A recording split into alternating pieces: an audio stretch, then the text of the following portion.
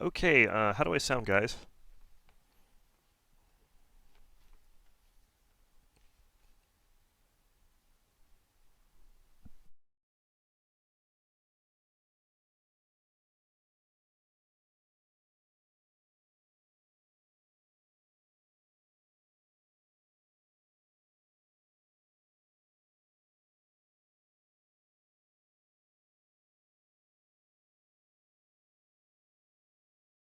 All right, coming in loud and clear. Good. So, yes, this is going to be kind of a hectic stream day. Two reasons. One, I just reinstalled my operating system, so I had to get everything back up and running. I think I've got OBS running correctly, though. Sound seems to be coming in and all that stuff. And the other reason was we had a plumbing emergency here at the house last night, and it just now got fixed. So instead of spending the morning preparing for the stream, I was dealing with that. Had to have the city come in and all that. So instead, we're going to I'm gonna just do this by the seat of my pants, and we're gonna play some final Blitzkrieg, and just look around at some stuff. You guys can pretty much ask to see whatever you want, and we'll just poke around in the game. Okay, so let's see. What shall we start with? So what I was thinking was look at some stuff in the editor. I've got some stuff you guys can't see through the AARs on the forum, which is like infantry uniforms and a few things like that. And then I was going to play through probably like a medium-sized quick battle on one of the pre-made maps, and we'll select the forces ourselves. We'll purchase the forces and put a bunch of exotic stuff in them. So that's the general idea for today. But if anyone has anything they want to see, just call it out.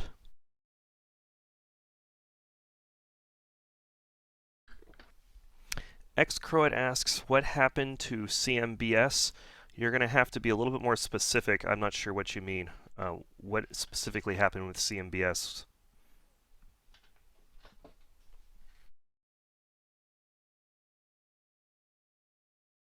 Okay, let's see. I got something fun to show. Yeah, this will be fun. Okay. Need it in January. It's January. I need a building. You guys will like this.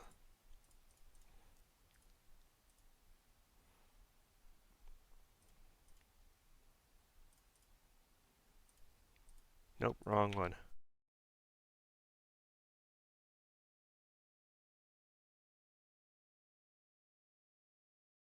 Well, Raptor, if you want to see some Volks Grenadiers, we can definitely like buy a battalion in the editor. We can also buy it for the quick battle, but definitely in the editor we can like poke around. If you guys want to see any formations or equipment in the editor, we can do all that. Oh, okay, so someone asked if the Task Force Spartan Resolve campaign coming back? Yes, it will. Okay, so this is something, I guess this is something that can be shown. So this is just normal winter ground. You'll notice vehicles do not have a whitewash pattern. It's pretty neat. All you need to do is change the, let's see, right here. All you need to do is change the ground to snow,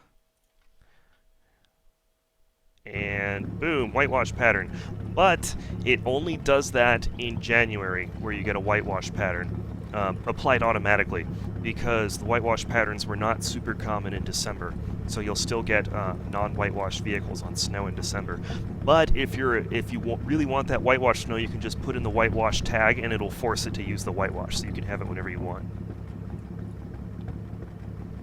So yeah, we will get back to the Task Force Spartan Resolve campaign, definitely.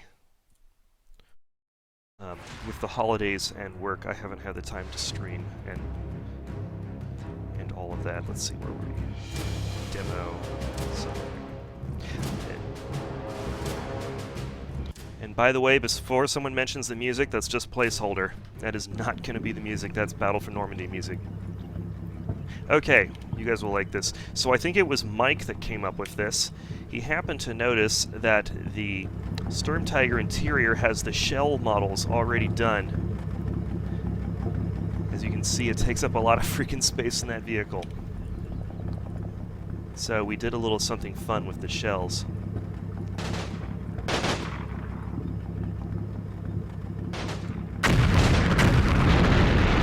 yeah, we used the rocket or the missile code to make the shells appear instead of a tracer. So you see a giant freaking shell flying through the air. Right there. That is a big shell.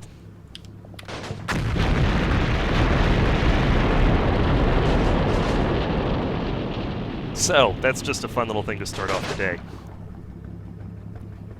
And we are not going to sit here and wait for these things to reload, because that will take about 3 minutes, I think. Okay, let's do it. Quick battle. Alright, we're going to do a probe. Medium-sized battle.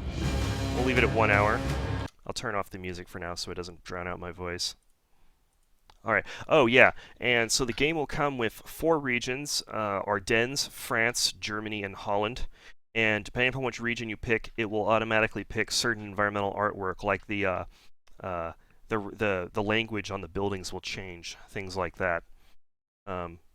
So Ardennes is going to be, I mean, that's pretty self-explanatory. It is using French language, even though it's technically in Belgium. That part of Belgium, a lot of the stuff was in French, so it is in French.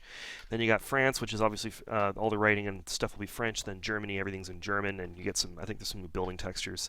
And then you've got Holland, and that's like the Market Garden area, like it was for, or, you know, it's like the Market Garden module was for Normandy. So let's see. I think we'll do Waffen SS. We'll do German Army because I think they have some formations that the Waffen don't.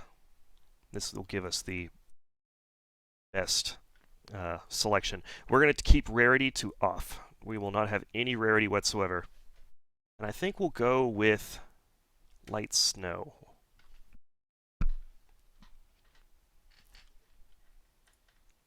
We'll stay a day. We're going to keep it at January to get the most flexibility when it comes to vehicles and whatnot around. We'll allow for previews. Okay, and then we're going to give, let's see. Okay, what do you guys think? What do you guys want to see me play as? Do you want to see me play as the U.S. Army or the German Army? I'll wait a minute in chat to see.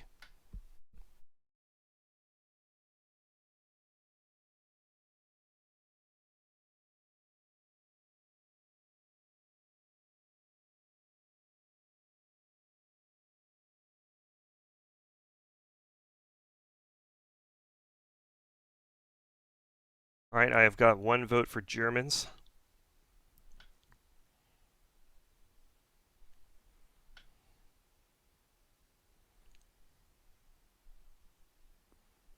All right, we'll do Germans. We'll play the Germans. The U.S. Army is going to defend. Yes, that's correct. Okay, we want it mix. Both purchases will be human. We want previews.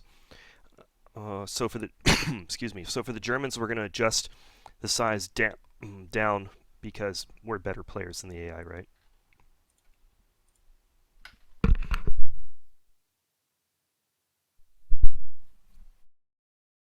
Okay, I think that looks good. Alright, so now we got a whole bunch of maps to try. There are a ton of quick battle maps, and there are a lot of them that are based off of the historical master maps and the scenarios, which are almost all based on historical locations. So there are really just a ton of historical areas to choose from. So we got a lot to go through here. I've been tempted to do, and I don't know if I'm butchering the pronunciation or not, Bois. I don't even know if I'm pronouncing that right. I might sound like an idiot. That is going to be the location. The training campaign actually takes place there. We also got Hoffen. Let's see. We got Noville. Let's do Noville. Yeah. Okay. Saint Vith, I believe, is a location we have in the game. Lutramang, I don't know how to pronounce that. Is that Lutramain? I don't know how to pronounce that. But I don't think that's one of the locations we have. We do have the location near it, which is Lutrebois. It's just a couple kilometers to the north. Alright, and we're playing the Germans. Play Elite and turn-based, which is my favorite way to play it. Okay, let's go ahead and take a look at the map first.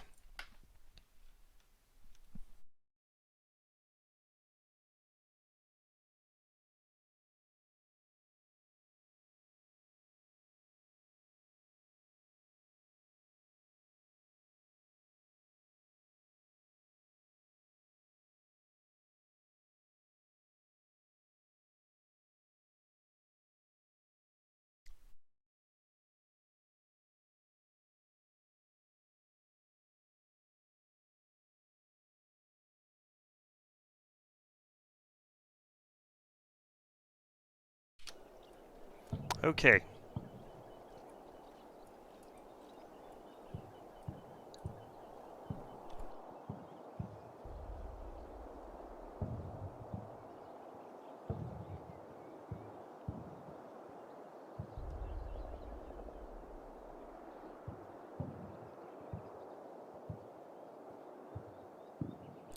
All right, so it looks like it's restricted to just the town itself and some of the outlying area, which is good. We don't want a map that's too big for this.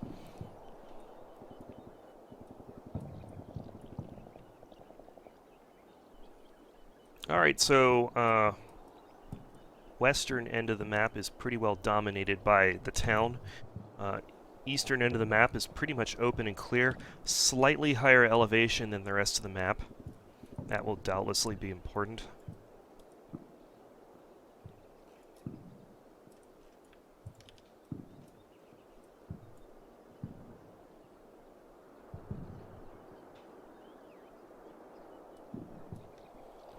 And we've got some streams running along. Where are they? I think I just skipped. There it is. We've got some streams running along, and it's muddy, and so we're going to want to be really careful moving vehicles across that because they will get stuck. Something that Charles actually just adjusted was he adjusted upward the bogging chance for vehicles off-road, especially vehicles in mud. It can be kind of a death trap for vehicles now, even more so than before.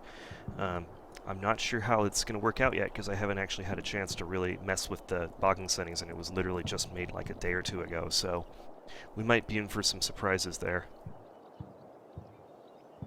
Okay, so it's interesting that my setup zone isn't shown. I hope that Mark didn't forget to put one there, but it might just be my imagination. So here's the Allied setup zone. Looks like they got most of the map. I'm going to guess I'm going to start over here. Seems like a logical spot right here. And then we've got this whole town to clear. Quebecco asks if streams freeze over. So, in heavy enough snow conditions, I think in snow and heavy snow, the streams just disappear because they're covered over with snow. We do not have water freezing in Final Blitzkrieg. It's not really a factor in this particular theater at this particular time. That's something that will be revisited when we get to the Eastern Front.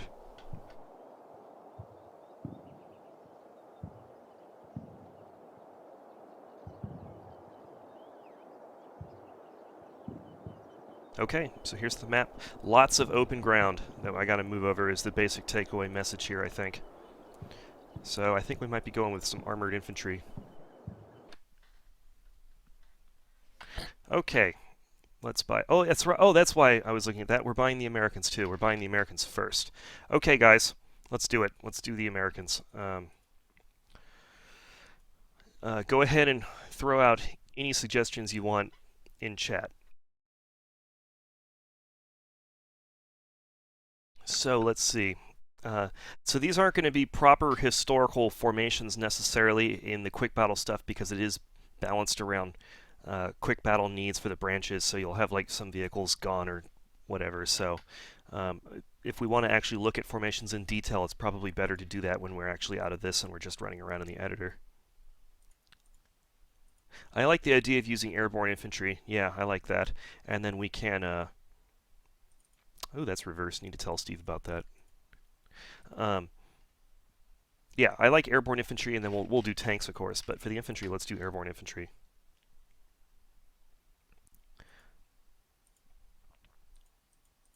And let's see. Okay, so here's the options we have. Here's the appearance options we have for these guys at this time of the year. We can do 82nd or 101st. We can either do them in winter, which is a mixture of late uniforms, or we can do them in greatcoats. I'm tempted to do winter. I think it's more interesting. We'll do 82nd.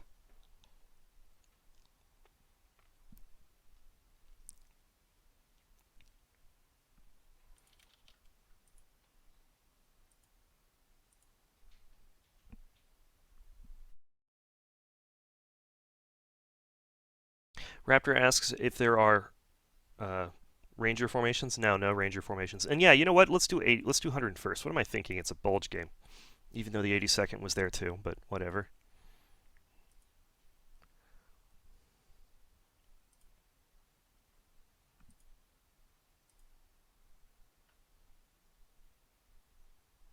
All right. So.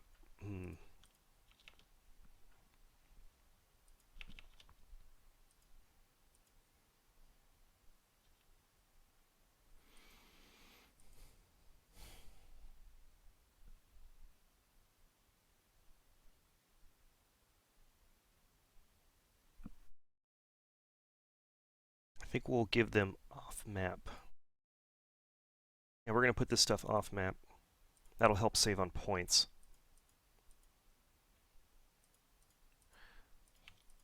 Give them one section of machine guns.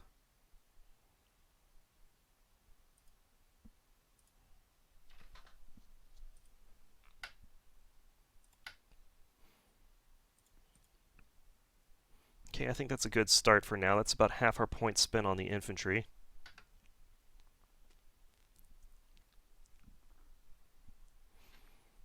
Let's take a look at tanks. Okay, so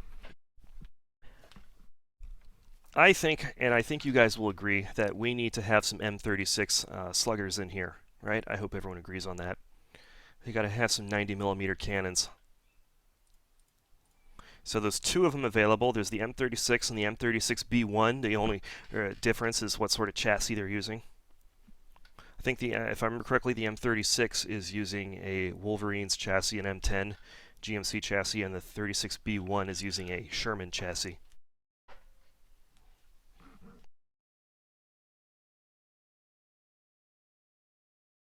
So let's see. We're definitely going to do some Jacksons. I don't know why that's a Jackson in there. I need to tell Charles to change that. I hate it when people call it the Jackson. Okay, so I think I'm actually going to buy a tank platoon and then we'll attach some M36s to it.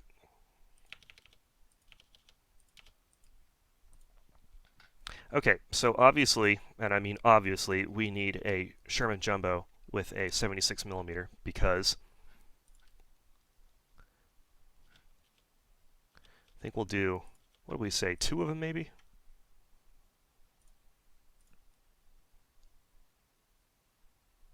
All right. We do have some Shermans with flamethrowers, but it's not going to be super useful to the U.S. on the defense, so don't need any of those. But I am thinking we're going to get a couple of Jacksons. They are quite rare, but luckily, at least in this time period, but luckily we have rarity turned off. Oh yeah, we need some, you're right, we need some easy 8s in here. That's a good point. Where are they? They're in here somewhere. There, nope, wait.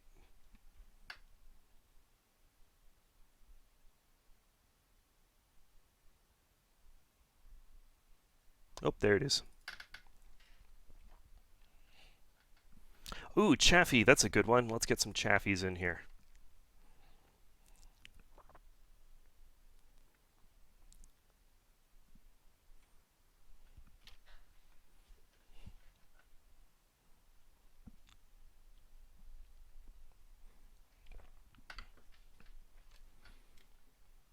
We can make a test scenario to run around with the Flame Shermans afterwards. Okay, I'm running out of points, actually. Maybe I should, I don't know, do you think guys think I should shave off some infantry? I think maybe a couple of machine guns. That should help. Still not enough.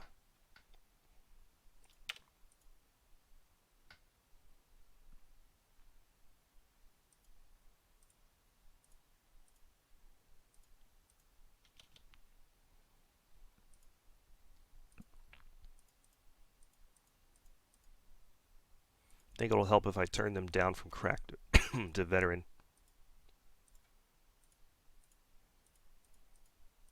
Oh, geez, these guys are all green. That's no good. That is unacceptable. All right, we'll take off a Jackson. That should give me points. Yep, there we go. Yeah. Okay. This is not the most balanced force ever, but it has some fun vehicles.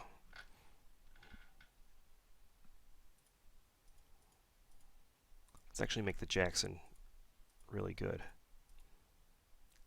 They're going to need it.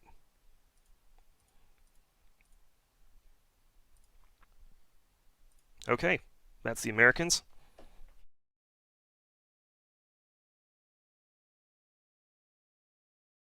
All right, let's do the Germans. We're playing the here.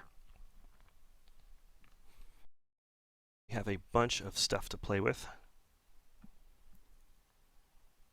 So many formations.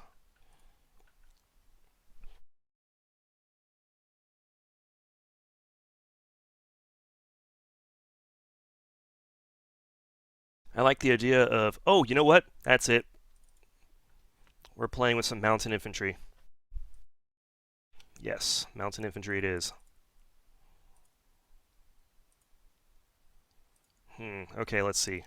What do I want for them? Don't need pioneers. Not really a map that needs them.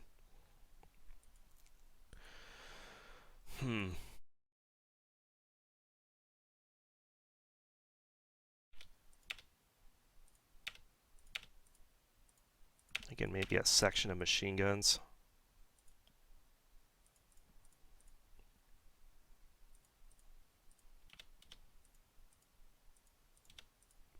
Yeah, okay, so we'll take a company of mountain infantry and a section of machine guns.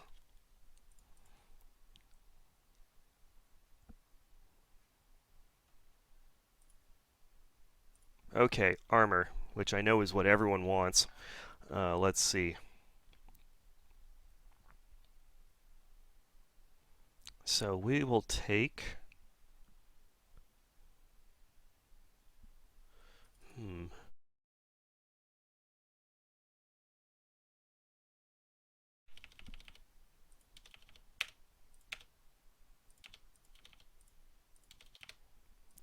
All right, we'll start with the King Tiger, and then we're going to attach a bunch of weird stuff to it. We'll do, let's see. Oh, yes. We have to do a Flampanzer 38T, basically a Flamehetzer. That'll be funny. We have to. I'm tempted to take a Jägtiger. We'll put that there and we'll see how this works out. Late Brumbar, someone suggested that.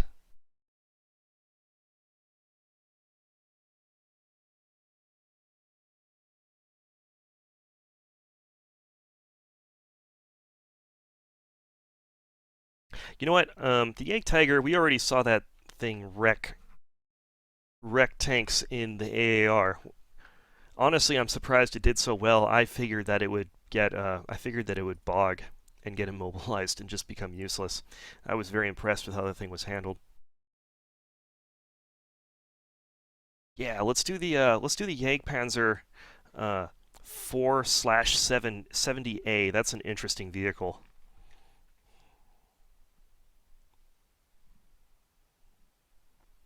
Ooh, we'll do a VG Panzer 5G Panther late that has the chin mantlet. That should be interesting. So Rocket, excuse me, Rocketman asks, can you do mixed camo for Germans so we can see different camo looks? Yes, we can do that, and after this we'll go in the editor and you guys can see all the different camo combinations. That won't be a problem. We're actually going to do the mountain infantry camo pattern, which I don't think you guys were aware of until just now. It was actually sort of a late addition.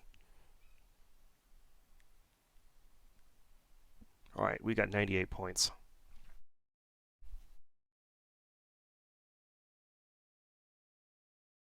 Oops, where am I adding that? Heh. No, not there.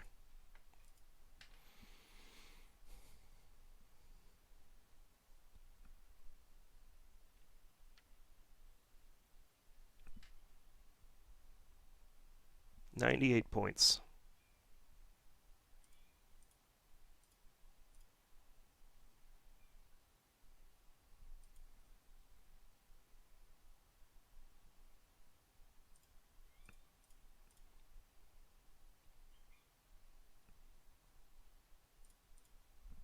Maybe I can buy an armored car.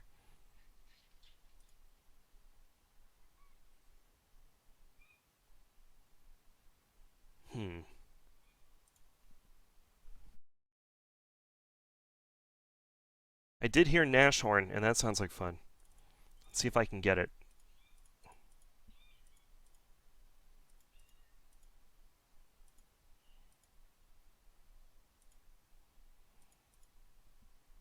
Oh, geez, I just realized I should probably have half tracks. Oh well, my guys are going to be doing a lot of running.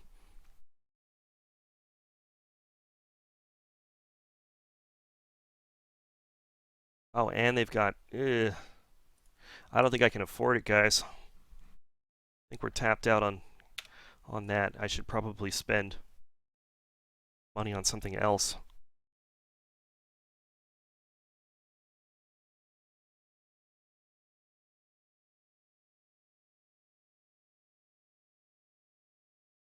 I'm going to spend it on upping the stats for these tanks so that the crews are not useless.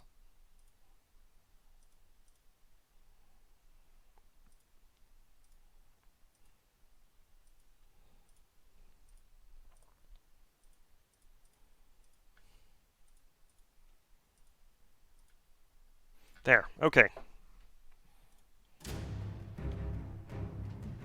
Xcrud asks, can they ride on the tanks? Yes, there is tank riding in Final Blitzkrieg. So that will help.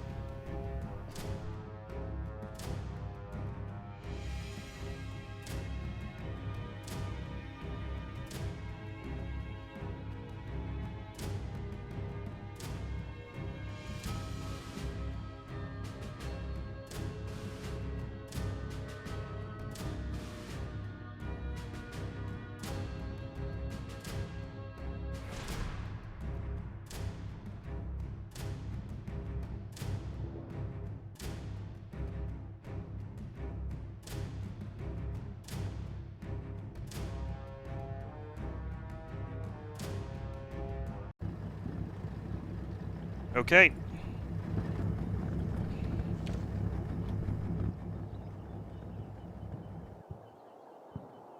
So, the Americans are probably going to be pretty darn spread out. It's a pretty big map for the small forces I picked. So, we're just going to hit one objective at a time. First off, let's take a look at what we got.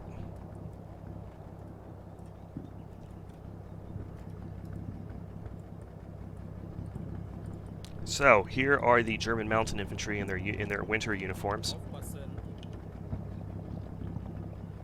So you got a mix of regular HERE equipment, some snow equipment, and then you've got some mountain infantry gear. Alright, here's our King Tiger. Let's go ahead and throw some infantry on it.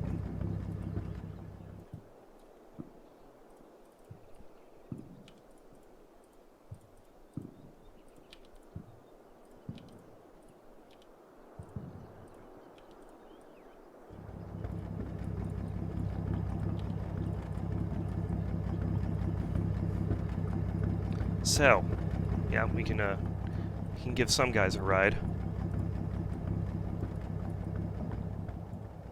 Alright, let's see what else we've got here. Here's our Flammhetzer, Flammpanzer, whatever you want to call it.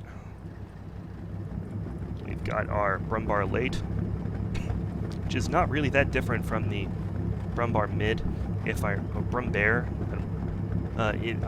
As far as I remember, the main differences are the hatch for the commander, and I think the MG mount are the big differences.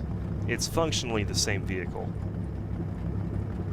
Here's a fun-looking vehicle. This is the Jagdpanzer 470A. Very interesting-looking tank destroyer. And then we've got our Late Panther with the chin mantlet. Okay.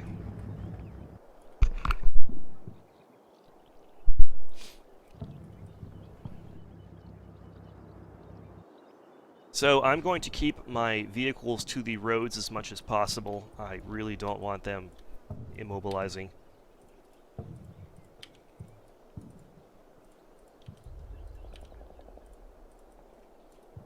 So what I'm going to do is we're going to go right up the gut here with the King Tiger down this road.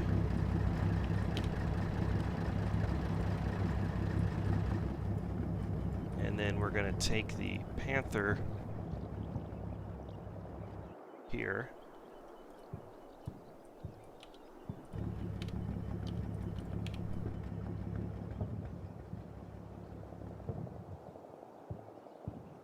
I think we'll keep the Brumbar in the center here. The Flampanzer is going to stay back. He's going to hang back.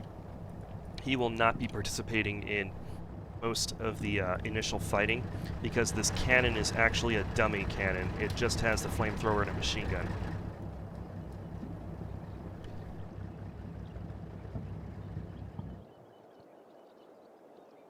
Alright, and then we'll put the Jagdpanzer over here.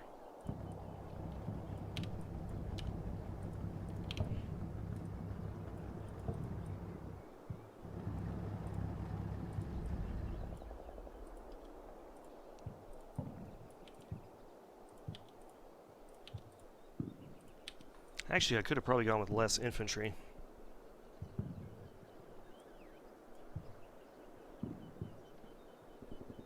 Oh yeah, so someone comments that the amount of STG-44s and MP40s is terrifying, and that is true.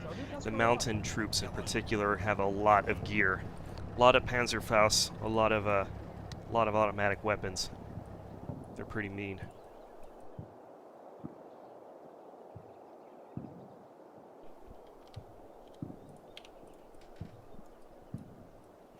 Okay, so let's see. We're going to put one...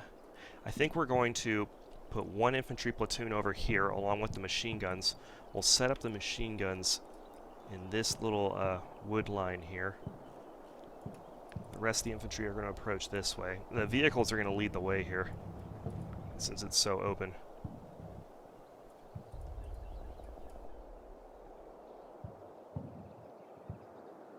I'm not going to put the infantry on top of the King Tiger because the King Tiger is going to be leading the charge, and the Panther for that matter, and it's way too dangerous. You don't want them on top of that thing when it starts getting shot at. It won't be a fun time.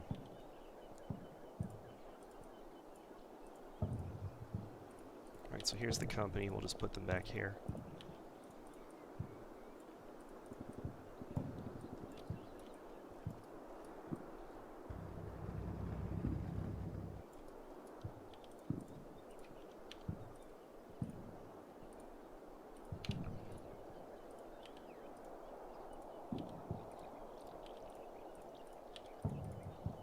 I don't really need to put them in formations right now. They're in cover. They're not going to get shot at. Quebeco asks, will some Panzer IV Js have those neat wire side plates? No, currently it's just the 4A that will have this side. The others will have the more traditional... this guy isn't showing... You know what I'm talking about, the more traditional side like the Panzer IVs do.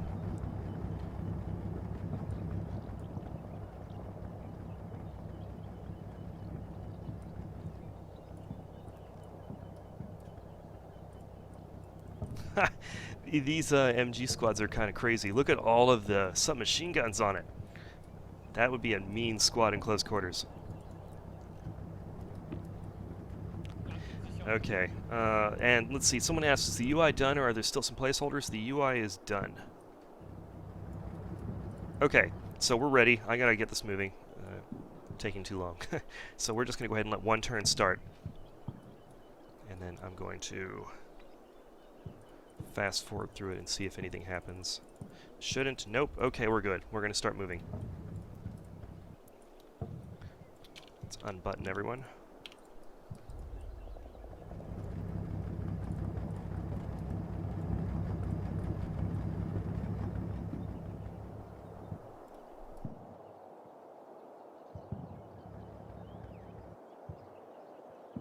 Alright, so we're going to move the Panther to about here. I think this is a good spot where it's just about ready to crest, but it shouldn't be exposed yet. So that's where we're going to leave it. I think I'll move it just back just a bit, just a tad. There.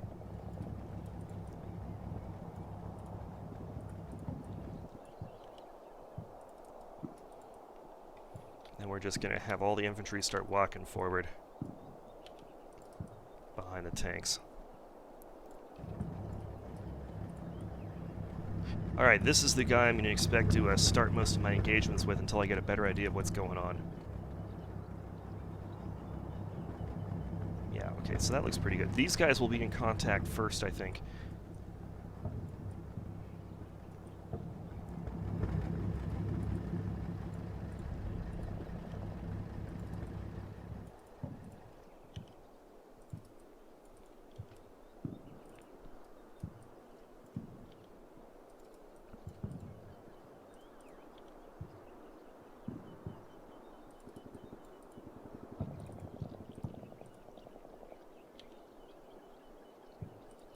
Okay.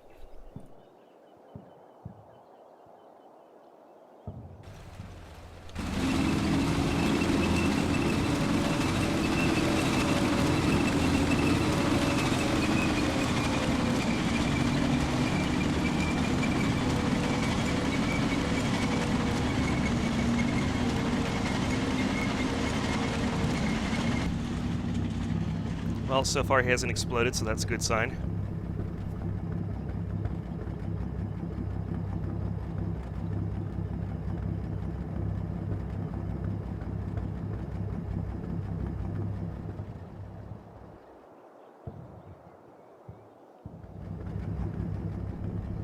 So far, nothing. Alright, let's just skip to the end.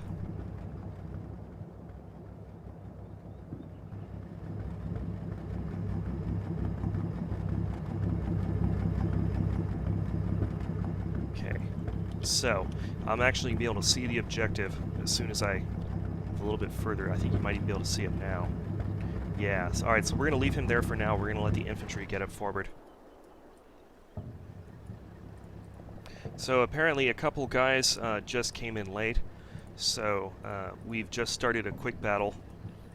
We've got a random, kind of a motley selection of German vehicles, and we're using a company of mountain infantry. And we're attacking a American, this is Noville actually, just north of Bastogne. And we're attacking we picked it so it was paratroopers with another motley selection of armored vehicles. Alright, so we're going to go ahead and let these infantry just keep moving forward. Probably just going to end up skipping through this turn really quickly. I'm going to just back out and watch and see if anything happens. So far, so good.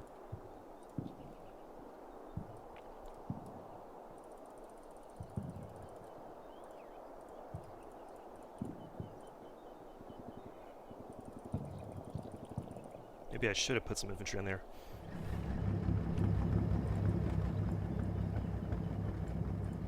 Okay.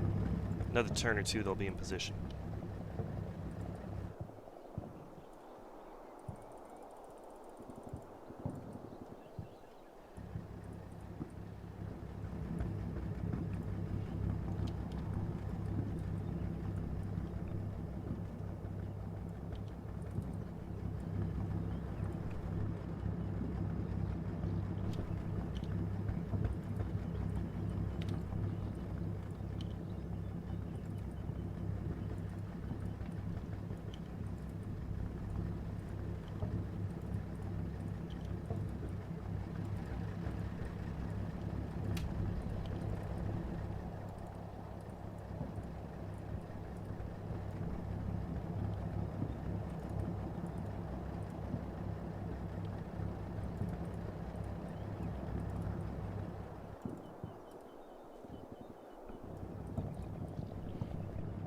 The idea here is I want to get the infantry forward a bit. Maybe they'll get an easy spot on some tanks or that tank destroyer. Then I'll know what I'm dealing with, or I'll have an idea of where I'll be dealing with it, I should say.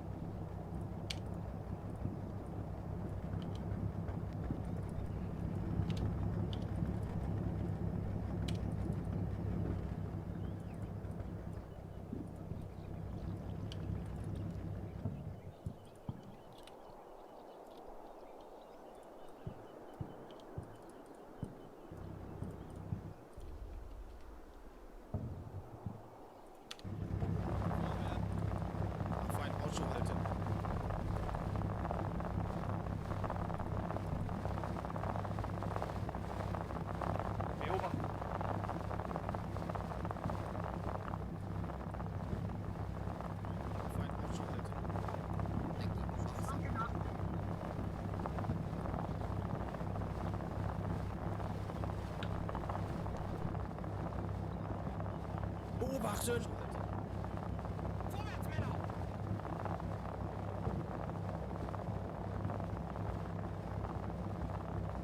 Ausschau halten. Beobachten. So far, nothing.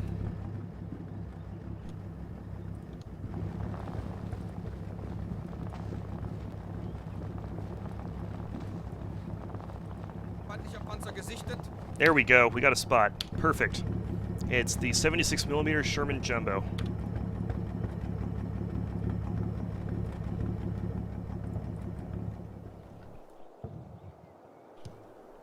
You know, this is the part where I really wish I had UAVs. Black Sea's kind of spoiled me in that regard.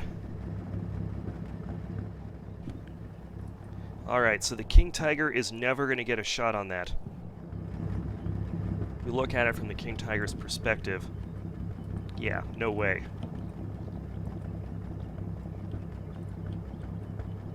It's right over there. So that would be... King Tiger would be here.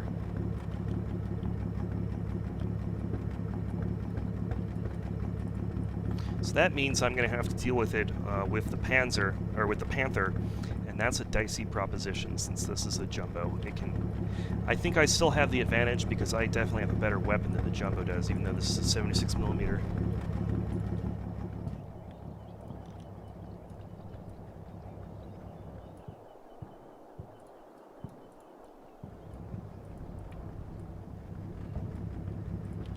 Alright, we're going to go ahead and switch these guys to move.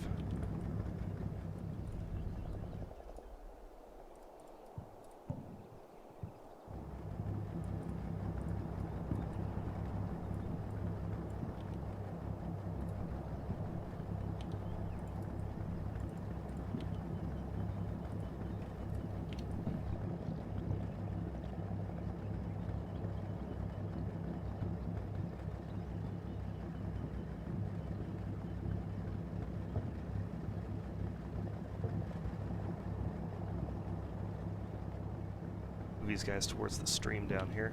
Nice low ground.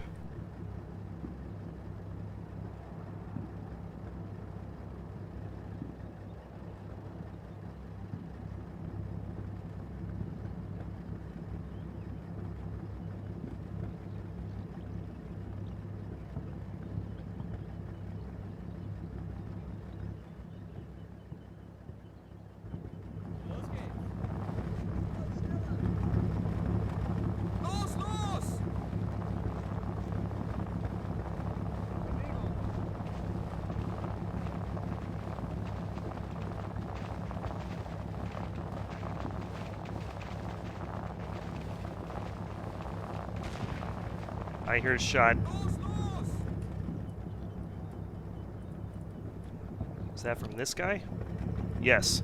Okay, he spotted the infantry.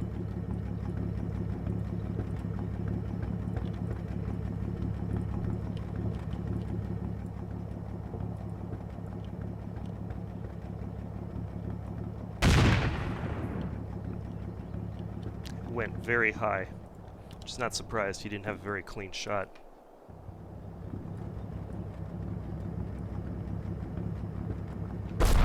Oh, there we go. That was a hit. Yikes. Okay. I think if I run them over this way, the trees will block line of sight and we'll be good. In the meantime, though, I'm going to go ahead and run the Panther up to engage. Maybe I can get him while he's reloading.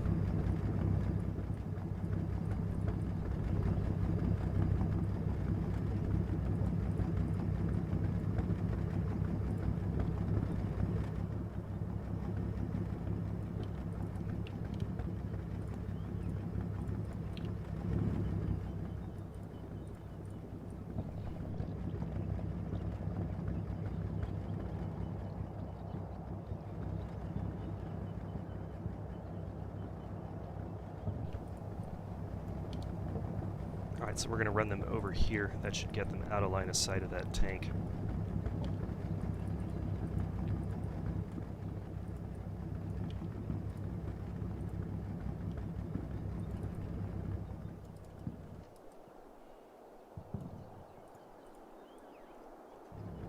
Alright, still no spots for the infantry over here, so we're going to go ahead and move the Tiger up a bit.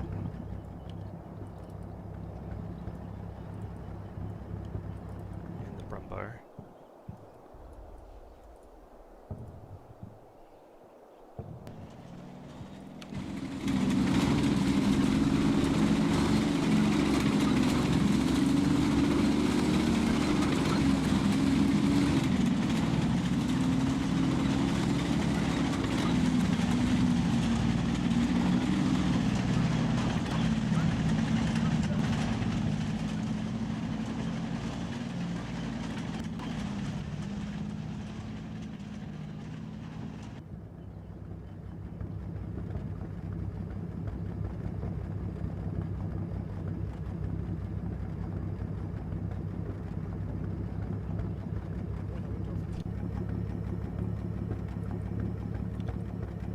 So far, nothing.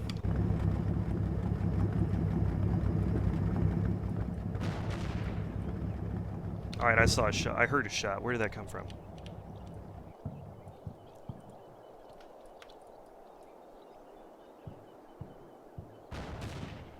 Not sure. It sounded like it hit an obstacle.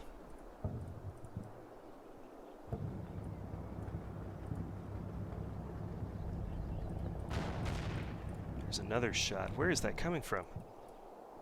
It isn't this tank, is it? No, it's not him. It's something else.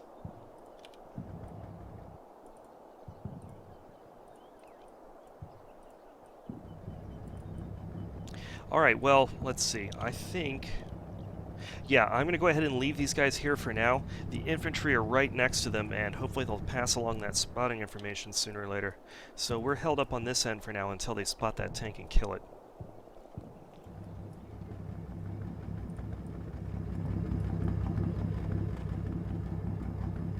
In the meantime, this guy's looking good. I'm going to go ahead and switch these guys to running. I want to move this along.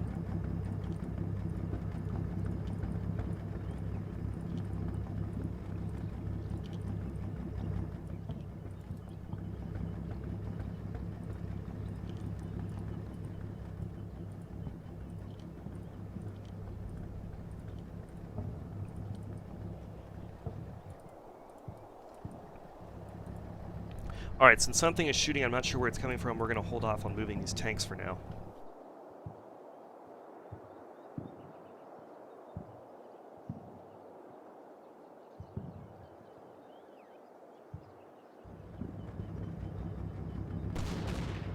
There it goes again. Oh, there's another tank over here. Right here.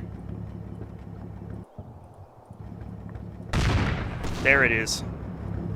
Alright, it's the Easy 8. Okay. Yeah, that one should be easy to take out. Might be a great tank for mobility, but against a Panther it's going to have trouble. Now we just got to wait for... I'm not sure, my guy's not even be able to see them, like there just might... line of sight just might not be there. Yeah, it's really iffy.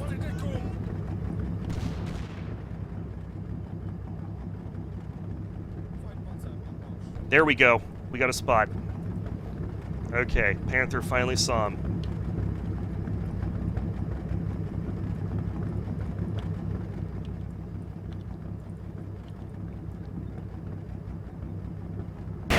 Whoa! Looks like the Americans have it dialed in too.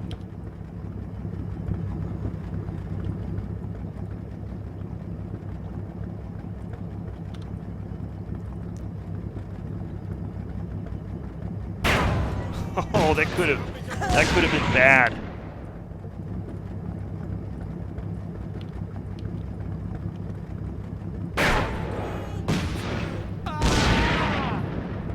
All right, he scored a hit, but it's against a Sherman Jumbo. This is going to be tough.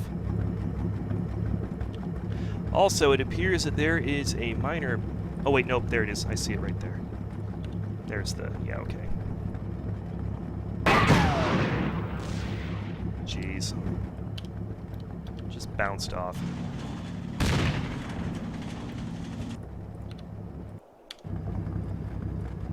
So this is a really weird long-range firefight here. So yeah, the looks like the The Easy 8 has got this guy spotted.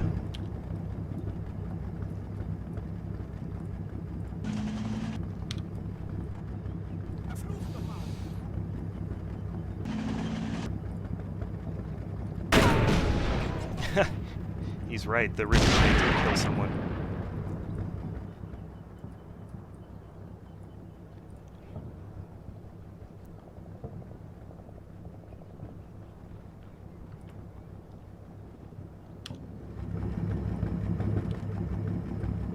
Alright, so not sure what luck I'm going to have. Maybe I'll get lucky and kill that thing. That would be nice. And right now it hasn't got me spotted, so I'm going to go ahead and let the Panther keep shooting. I am worried about my Jägerpanzer, but I don't really have a whole lot of maneuver options for it. I'm scared to move it off the road because it can easily get stuck in this snow. So far it's not penetrating. I'm tempted to just let it sit for the turn and hopefully it'll spot that Sherman Jumbo, and if it does, it'll kill it easily.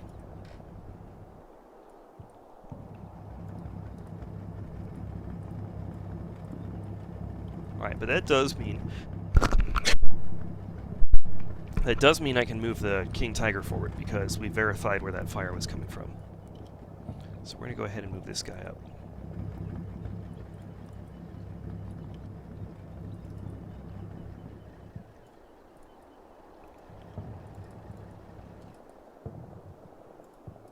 Alright, so we need to get these infantry the heck out of the way. This poor squad has been decimated.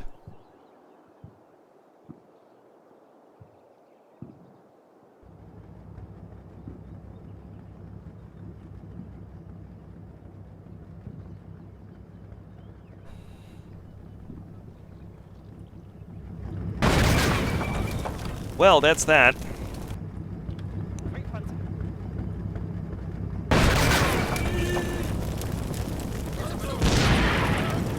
Where did that penetrate?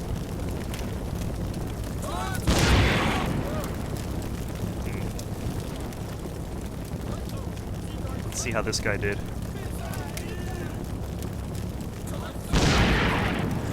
Nothing.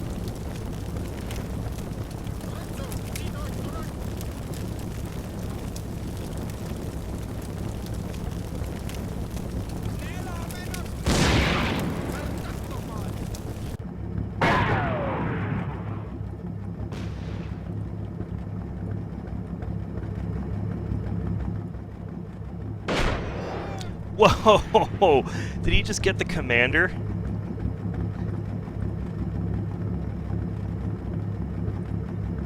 I think he did. Might have taken out the machine gun too, hard to tell.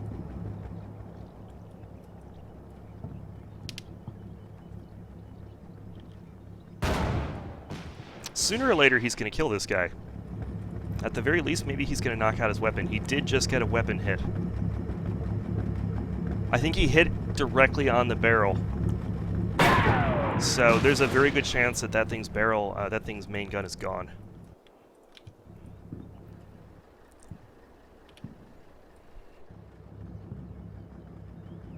So I'm going to assume that that Jumbo is out of commission. Commander's dead, direct hit, which was pretty brutal, and the main gun took a direct hit, and I don't think that thing could stand up to a direct hit.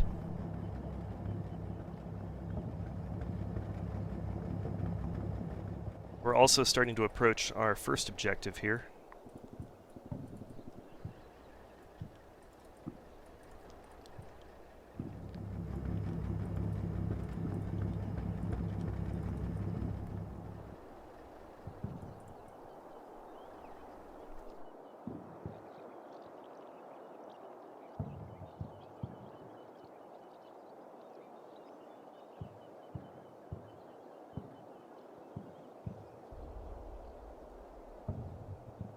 Alright, so we're going to run these guys up to the stream bed here.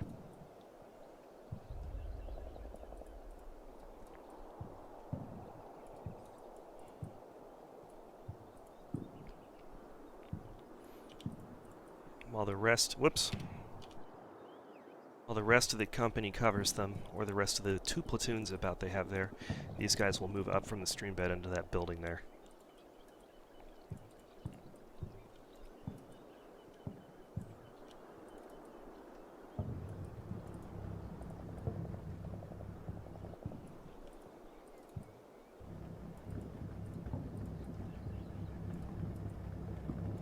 Okay, I think that's good.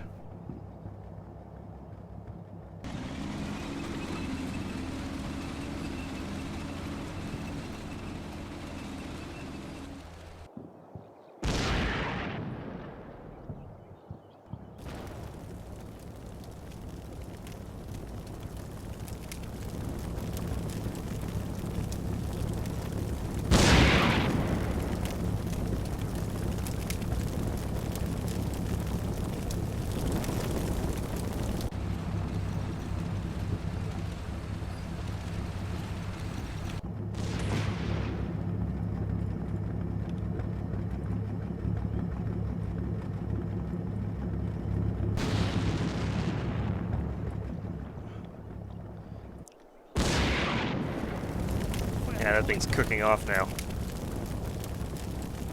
Another weapon hit.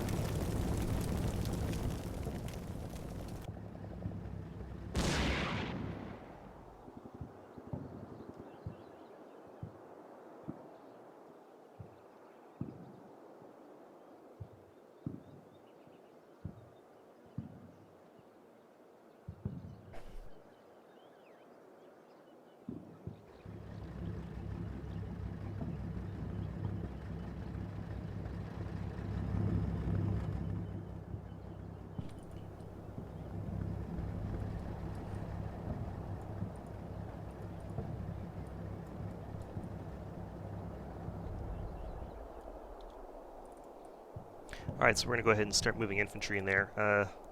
Not anticipating too much resistance, hopefully. They haven't been shot at yet, and they're definitely visible from there. So I guess we'll see.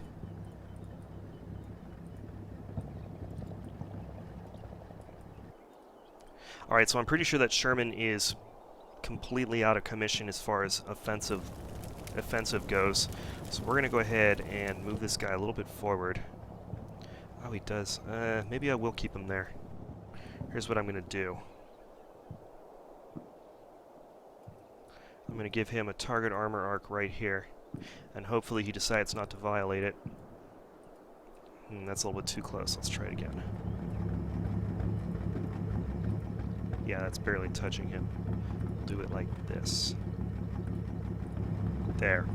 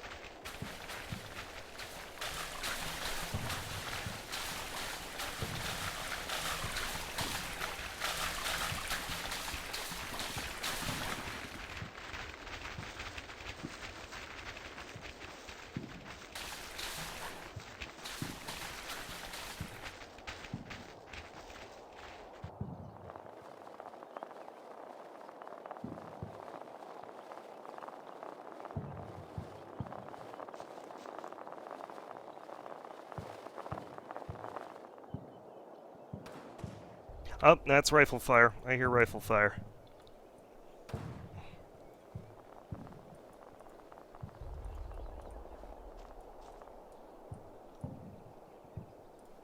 Don't know where from. If I had to guess, somewhere over here.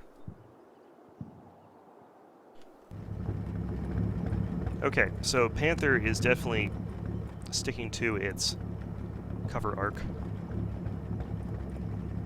This thing is not shooting or doing anything. I've got to assume it's pretty much crippled.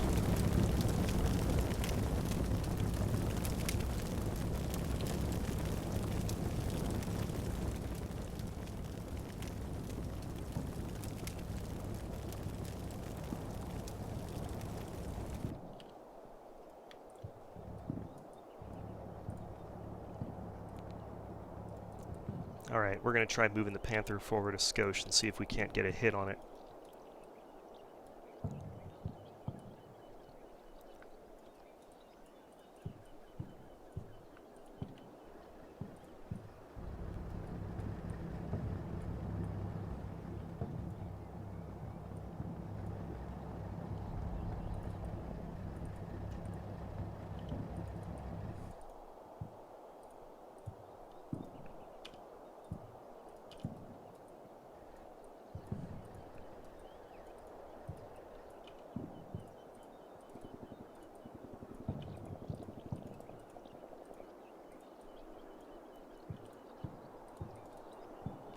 following the stream bed here.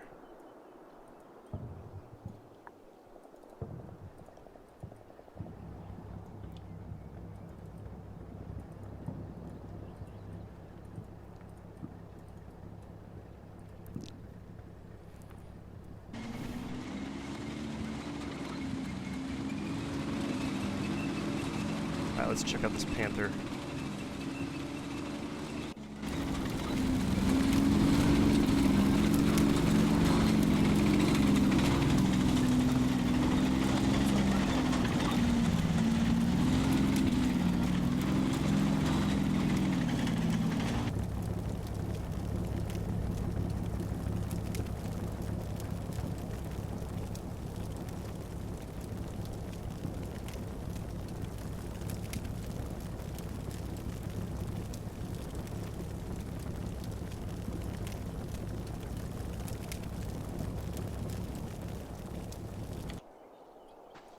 Well, they all got into the building fine, so I guess I'm not really that close to the American defenses yet.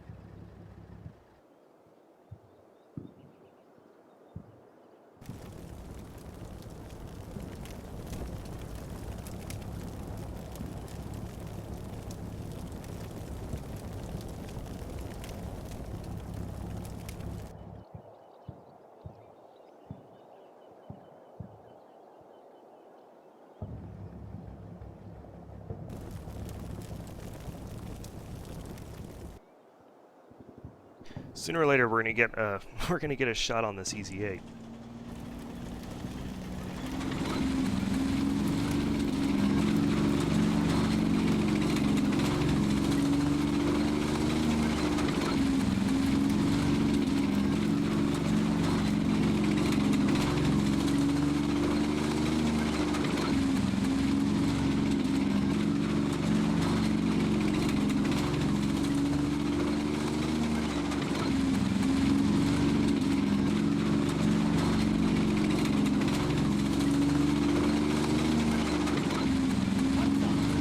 There we go. Now he's got a spot. Alright, EZ-8 got the first shot off. It bounced.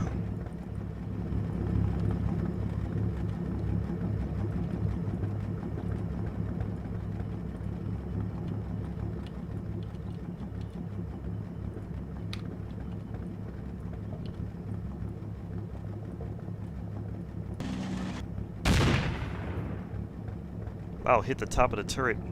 Kind of skimmed off the top.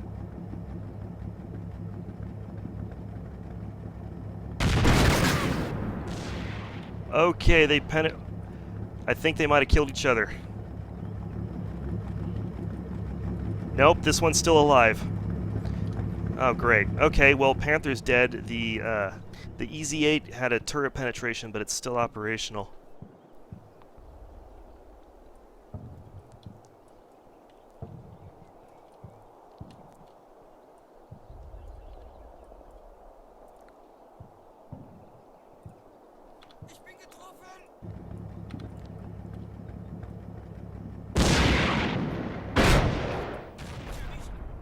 Yeah, it's down.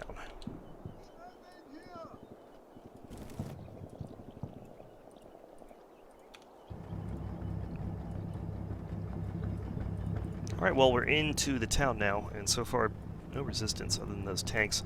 I can pretty much... yeah, so King Tiger's going to be able to take out that EZ-8 when I get a bit closer.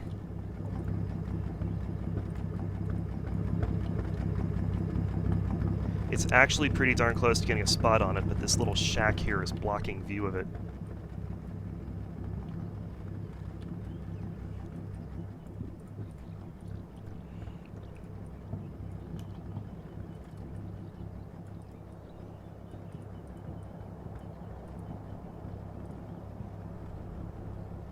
Okay, so I'm going to go ahead and assume that my chat is frozen because I haven't seen any text in a while.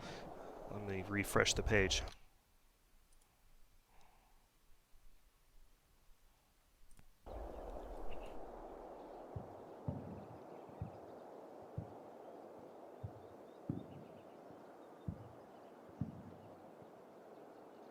All right, we're going to go ahead and bring a squad or two up to this bridge here.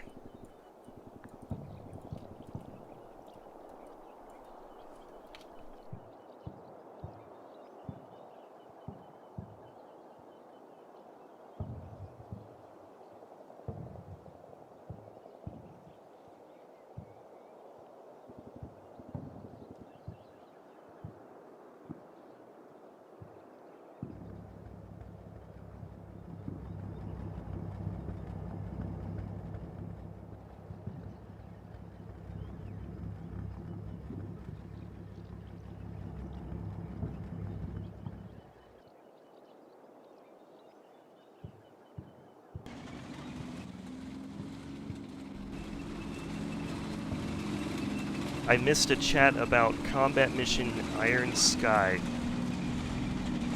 Okay.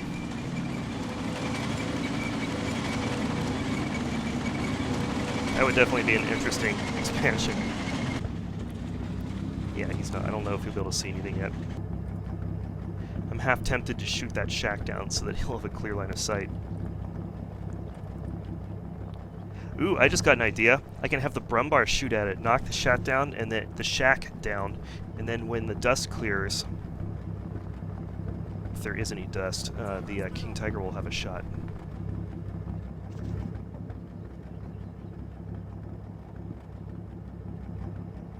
Oh yeah, let's go ahead and turn the objective stuff off so it doesn't look like yellow snow.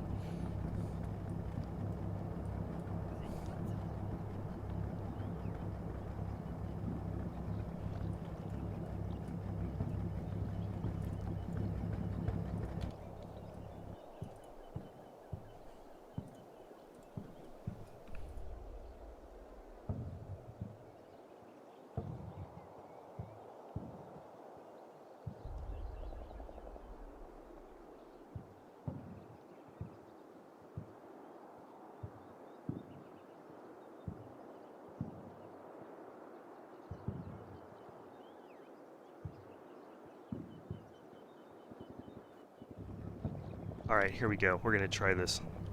Oh, shoot! Wait, can you see it? I think he can, but he doesn't have a real shot on it. We'll just shoot out the shack, except he doesn't have a real shot on that either. Let's see.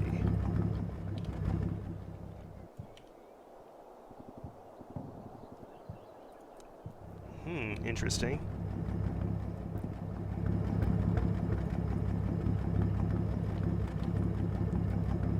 Feindpanzer, Feuer! That works.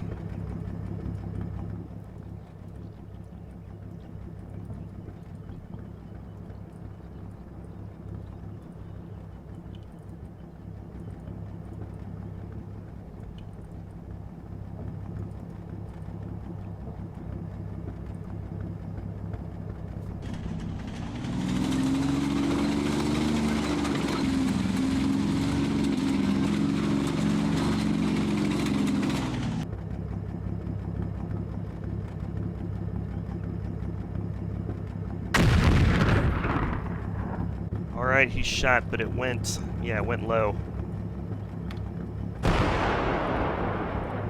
No reaction from this thing. No, this thing it technically is alive, but it's basically just a target at this point. Now we gotta wait for this thing to reload.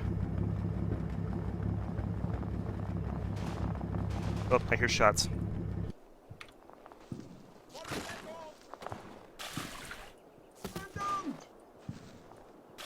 Alright, we got Americans over here. In a wood line a few hundred meters away. They're actually still pretty far away.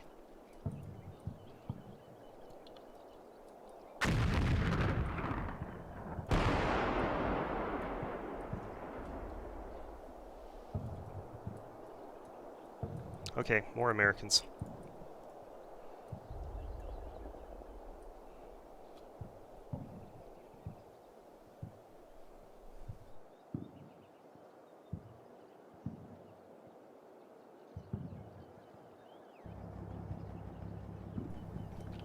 Okay, so far I'm hearing references to... Oh, wait, Danger Fight. I think there was an episode where they had dinosaurs, didn't they? That was a great show, by the way. That first season was just crazy. It was insane in a good way. Okay. Well, I guess I just keep moving through the town. I'm waiting for that Brumbar to get a good shot on him.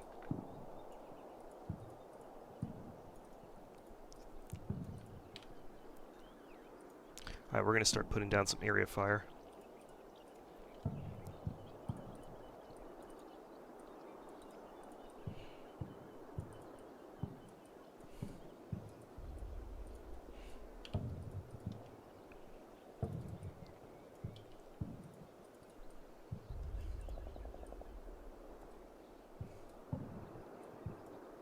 I'm waiting, I'm going to run these guys up once the Easy 8's been taken out. It's kind of got a line of sight to the open ground they need to run across.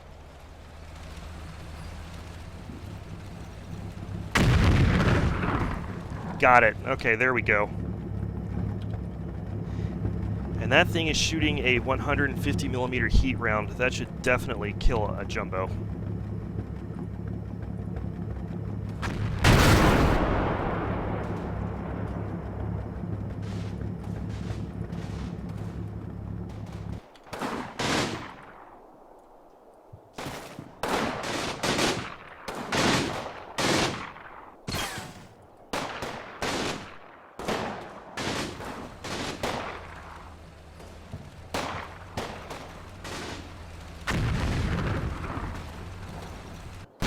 Alright, now it's knocked out.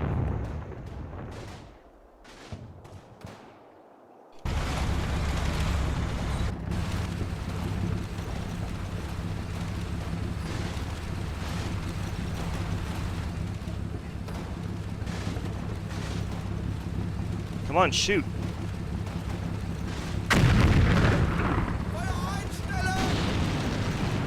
Well, that's the jumbo taken care of.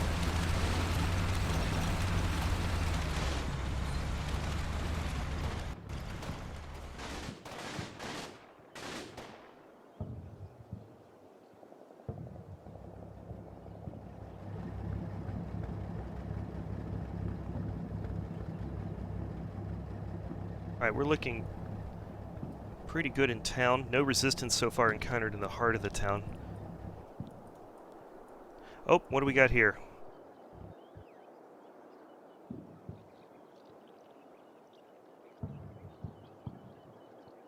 Okay.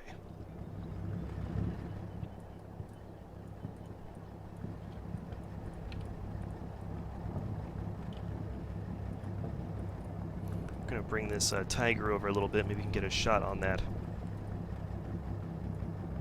On that Easy 8.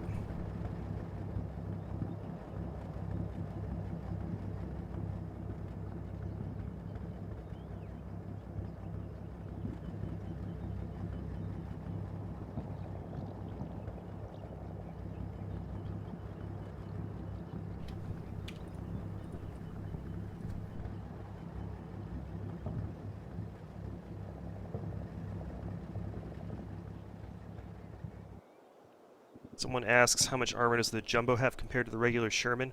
Well, I don't have the numbers right in front of me, but it is a significant amount. We're talking rivaling the Tiger in armor sort of levels. Not a Tiger II, but a regular Tiger. It is a lot of armor. Let me see if I can get you a side-by-side. Oh, I can't. Both of them aren't visible at the moment. But you can see a whole lot of extra armor bolted on there. I actually don't know if it's bolted or welded or whatever, but yeah, there's a whole lot of it. And wow, I really did just destroy the crap out of that barrel, didn't I? Hit there, hit there, hit there. Yeah, that thing was a pillbox when I was done with it. Just goes to show that thick hull armor, thick turret armor isn't all you need. You also need to not get shot. Because if that turret, if that gun goes out, then who cares, right? Alright, so I found some infantry, which means once I remove this Easy 8 over here, I can start maybe to get that, I can get this Flampanzer in here, and we can use the flamethrower.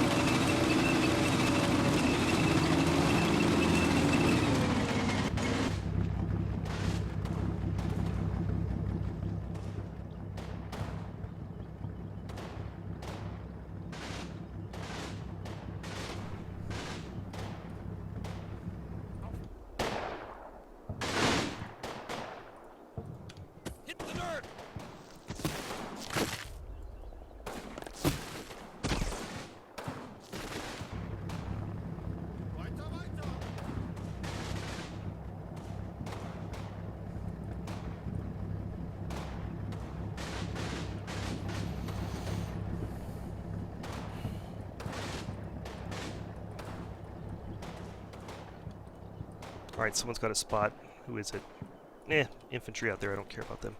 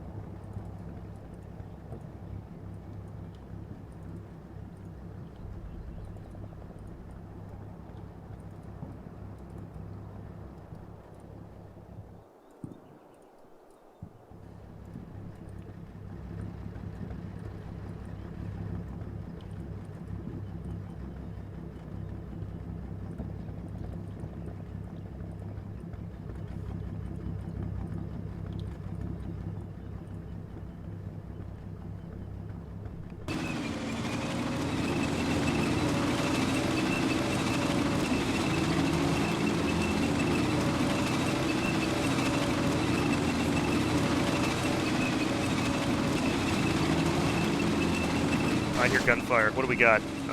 The Chaffee. We found the Chaffee.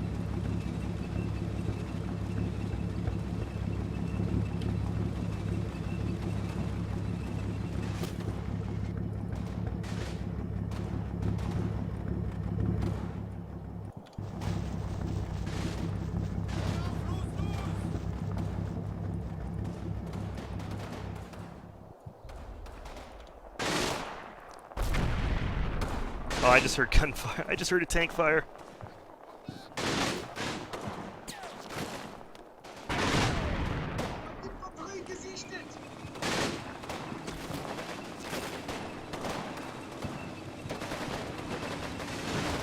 Whoa, we got a lot of infantry popping up all of a sudden.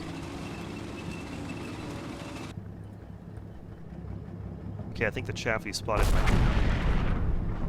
That might be the M36.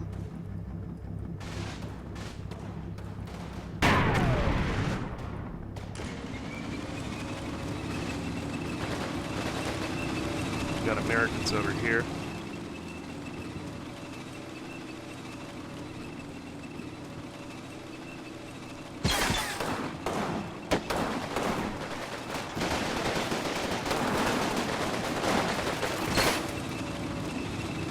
Where are they? Right there.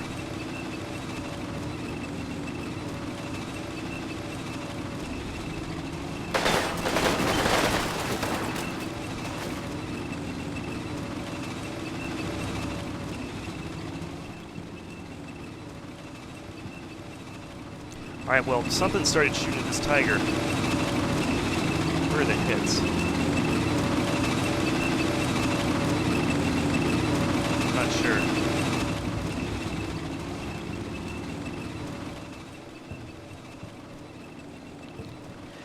You see those American infantry though, right? You know what it's time for. It's time for our assault panzer to get in there.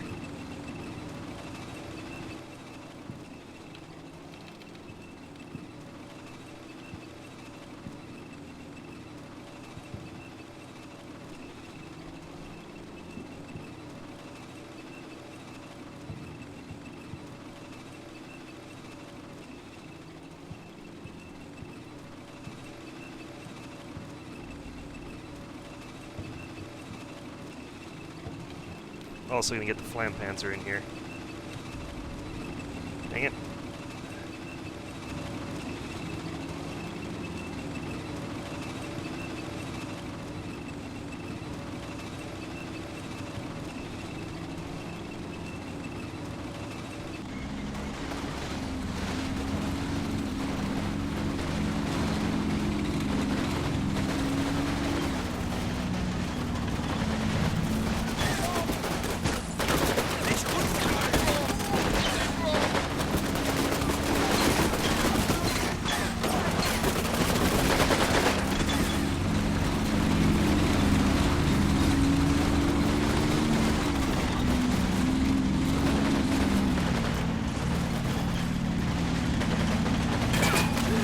Oh no, the commander got taken out. I forgot to button him up.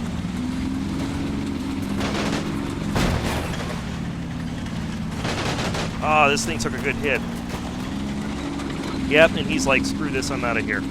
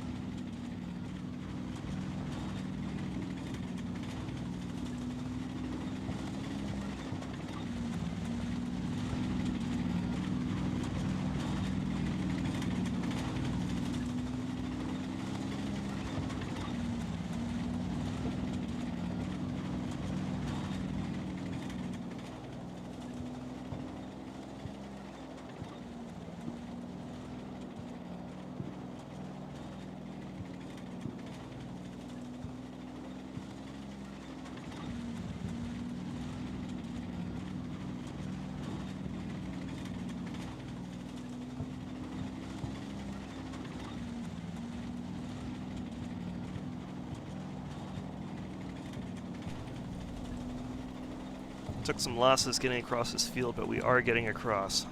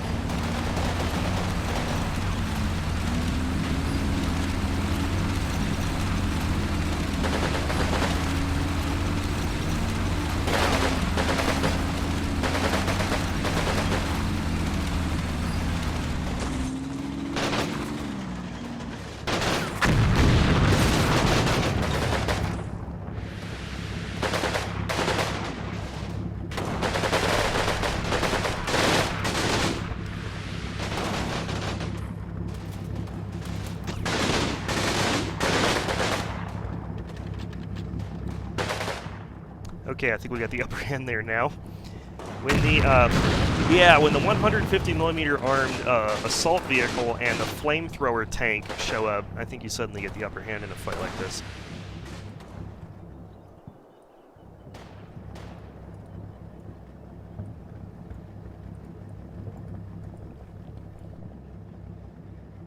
All right, so you're good. You don't need to. Okay, good. You're not shooting there anymore, anyways.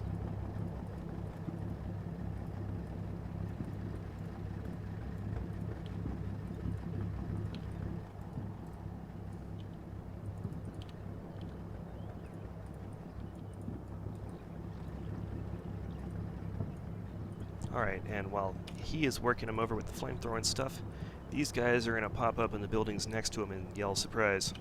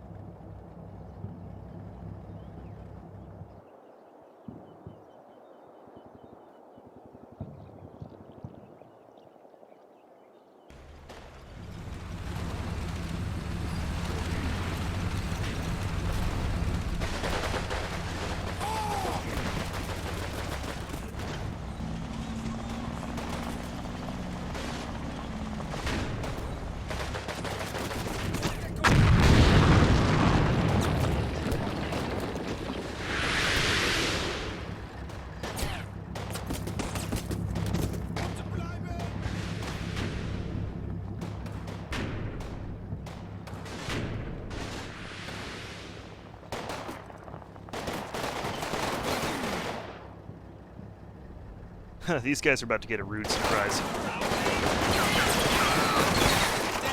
Oh, we got a mortar team here.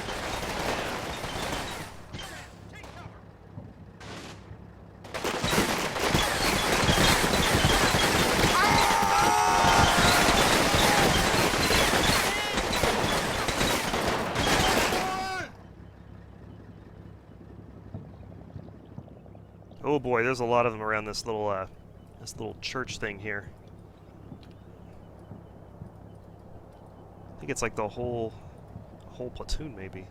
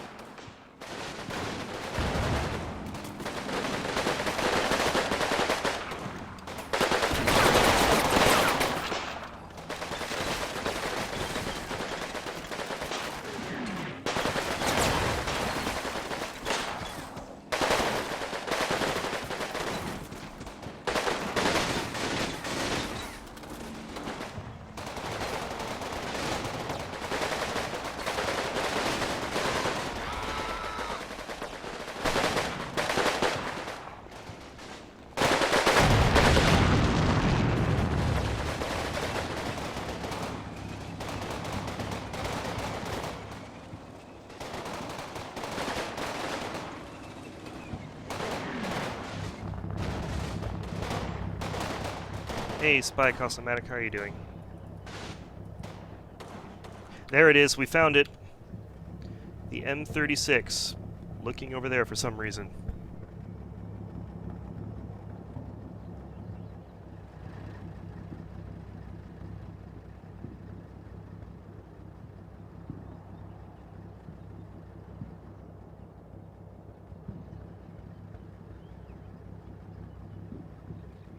Wow, I actually might have a sight there. Just about. Alright, we're gonna hunt this guy in this direction. We might actually get it. We'll find out.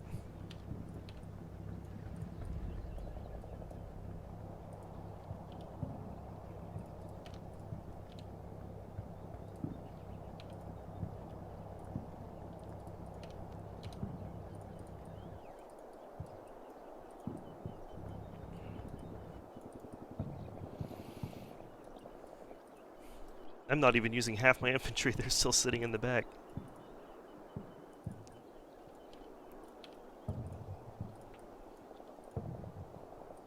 Screw it, I'm going to be really aggressive with the Hetzer.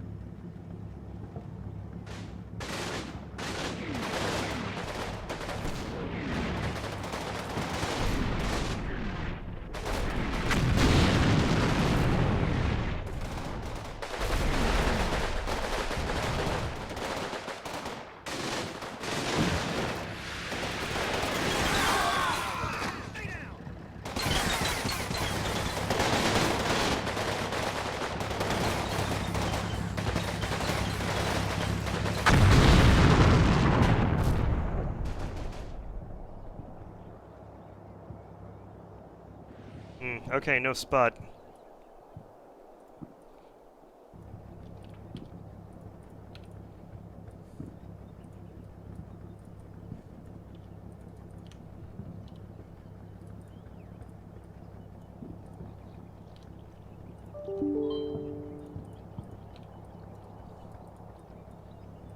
Alright, so we're going to back out. Go this way.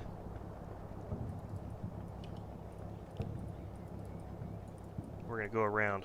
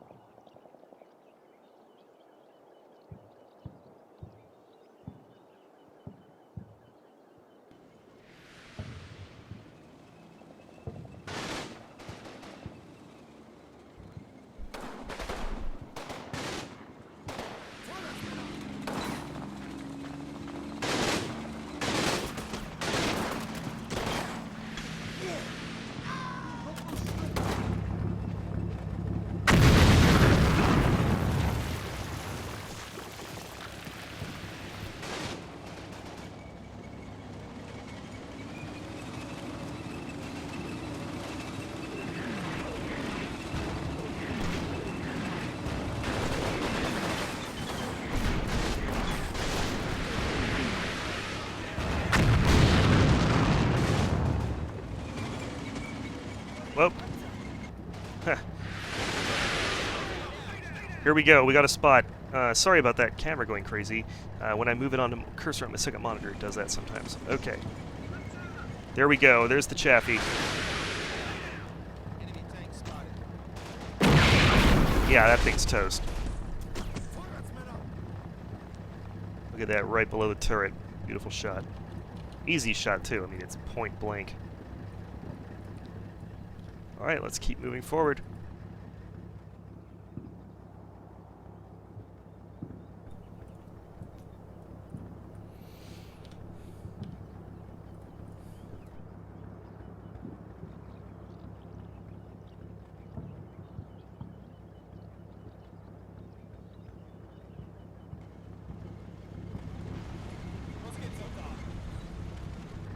Nah, he saw something. Stop.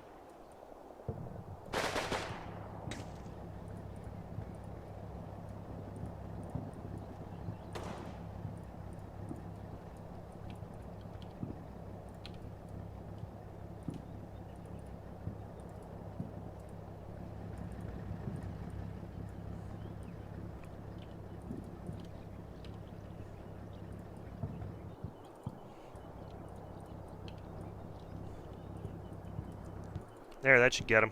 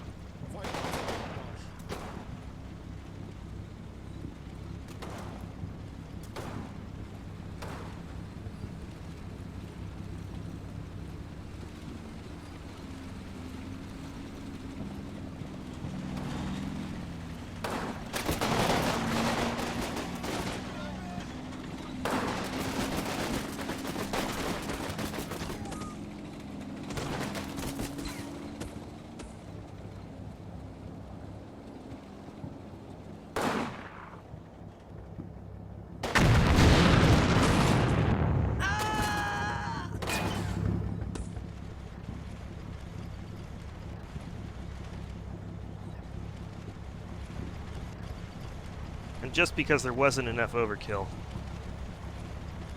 Ah, we'll have to wait till next turn.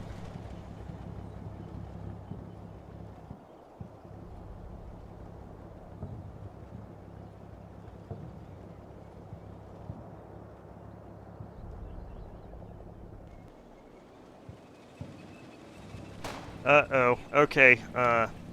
M36 spots the King Tiger.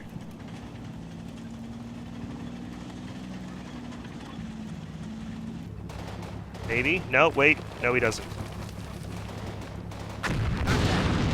There we go. Now he spots him. It bounces. Reload. Fire again.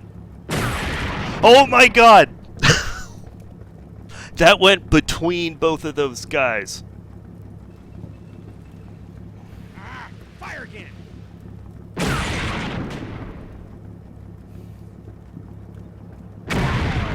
Bounce. Yeah, now it's dead. Everybody out.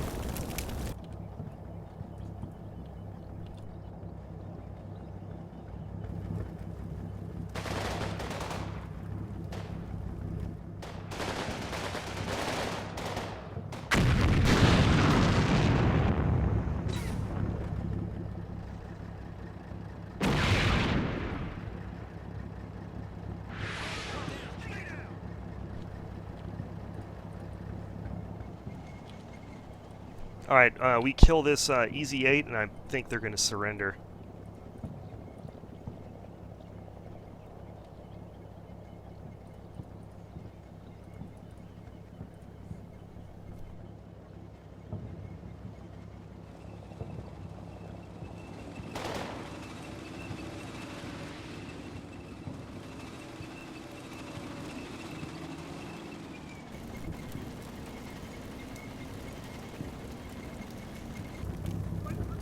There we go.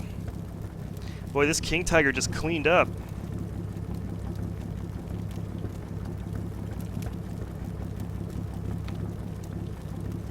Right there.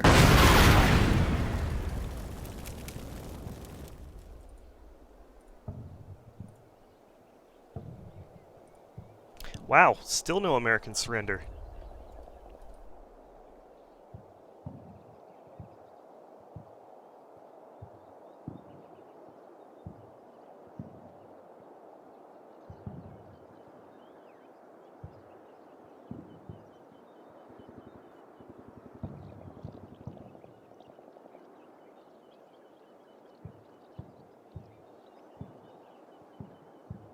Well, this is pretty much over, so I'm just going to try and force an American surrender as soon as possible. Then we can just look at stuff in the editor.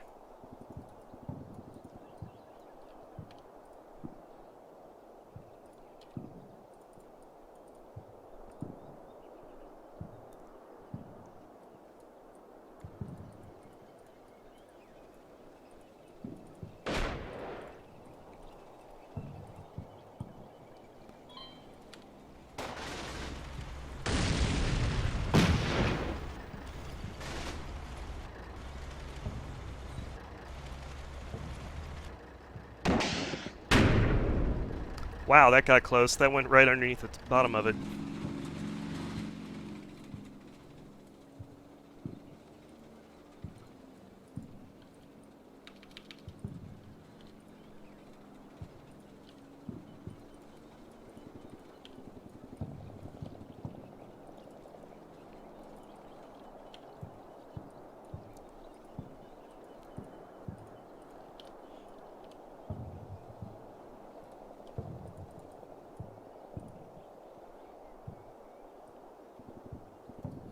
Yes, Panzer Boots. Somewhere in development, I can't remember exactly when, we did pick up some new fire effects. If I remember correctly, they're actually, I want to say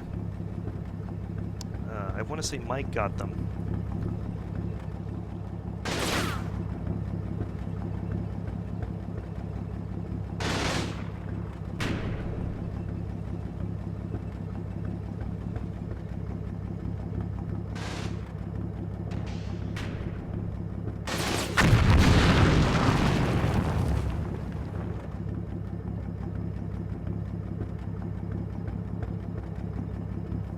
Still no surrender. These Americans, they just will not surrender. Okay, well, I think that this thing will settle the issue. Oh no, the Flampanzer, it's dead. I'm honestly shocked it lived as long as it did.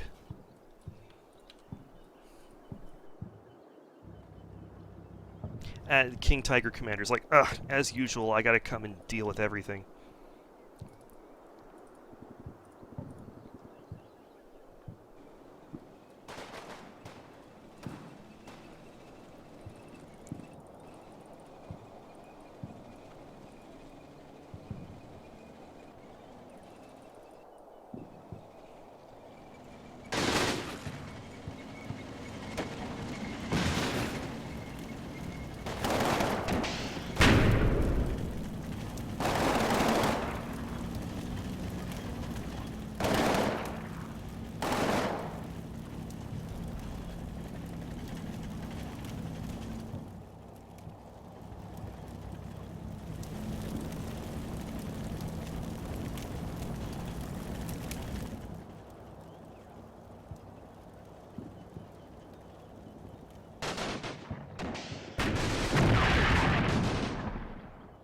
Oh no, we lost the Brum Bear.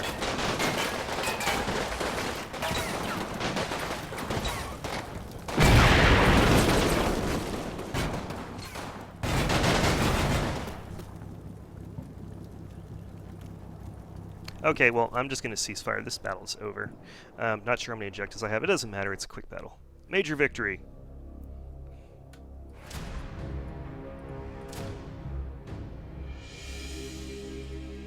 So, yeah, King Tiger pretty much ruled all. 14 enemy casualties, 3 tanks.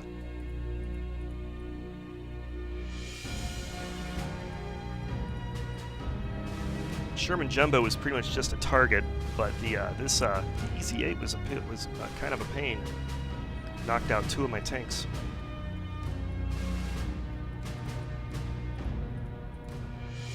Okay. So, and once again, for new people, don't worry about the music. It's just placeholder music. Let's see. So let's just look at stuff in the editor, I guess, if people want to see anything. Pretty much that's what I just want to do is play a quick battle. But there's a lot of stuff we could look at in the editor. Someone wanted to see uniforms, if I remember correctly, so we'll go ahead and look at those.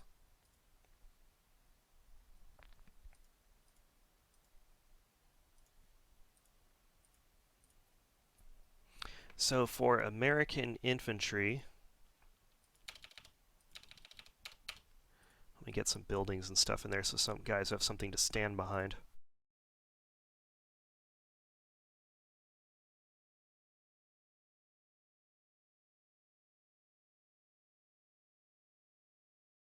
So, American infantry during the winter months default to greatcoat. You guys have probably seen these before.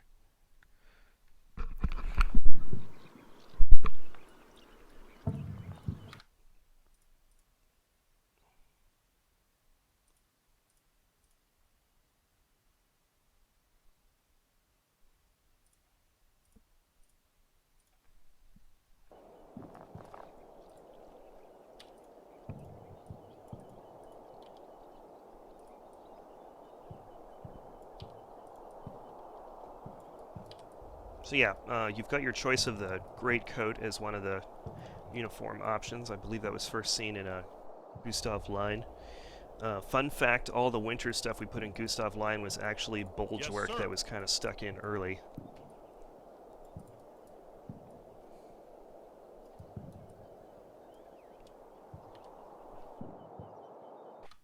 Not sure about the greatcoats. I think they might have redone them. Then you've also got a winter option for the U.S. troops,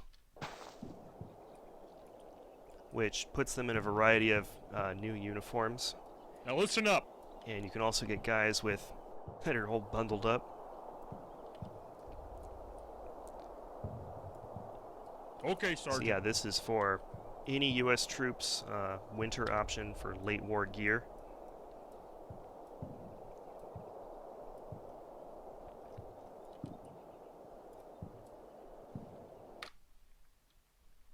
Okay, we'll do American Airborne.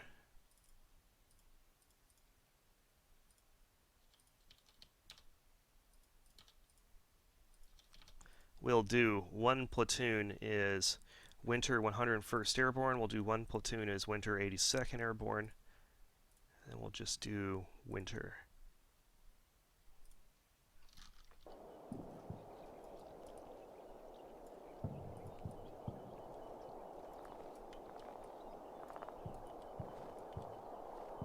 So this Quiet is down. Let's get some noise something you discipline probably here. see more likely in earlier in the year before the snow starts. There is a greatcoat option for him, which I'm not showing right now, but it's an option. So these are airborne. I think these guys are selected as the option for having no airborne patches, but there is a choice between 82nd and 101st.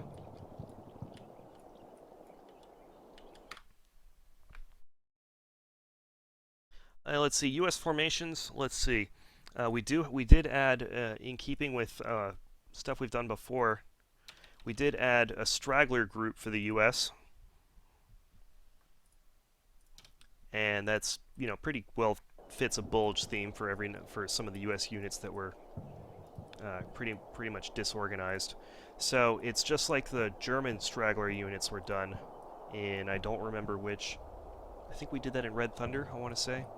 But it's basically just a pure infantry unit, and there's very little in the way of heavy weapons.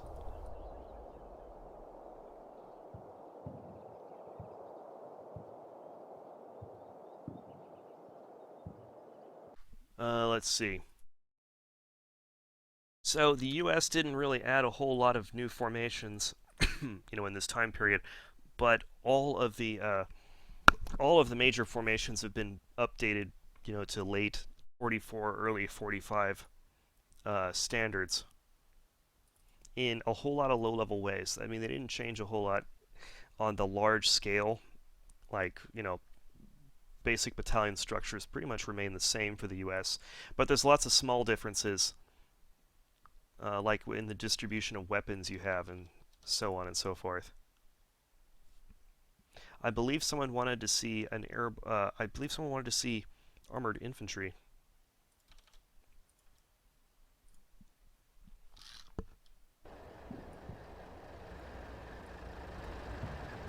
Not sure how much there is to see in armored infantry. Full disclosure, I didn't do the TONE for this particular game. Steve did it, so I don't know all the particulars, like, because that was pretty much his job for this title.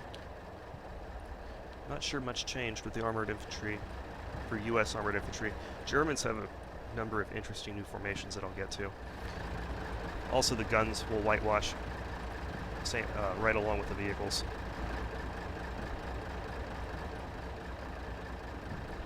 Mike really did a fantastic job with the whitewash jobs. Really great attention to detail.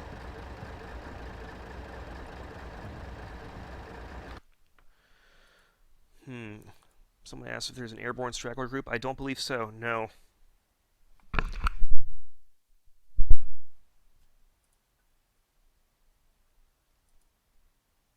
Oh yeah, there's late parachute battalions. I don't remember if that was in Market Garden or not. I also did not do the TONE for Market Garden.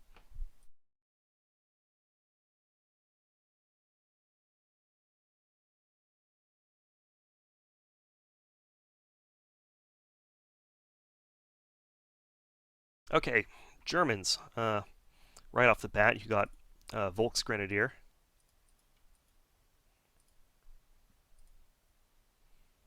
Uh, three companies, one weapons company. Well, I should say three line companies and a weapons company. You've got, within those, the companies are divided into Sturm and Grenadier platoons.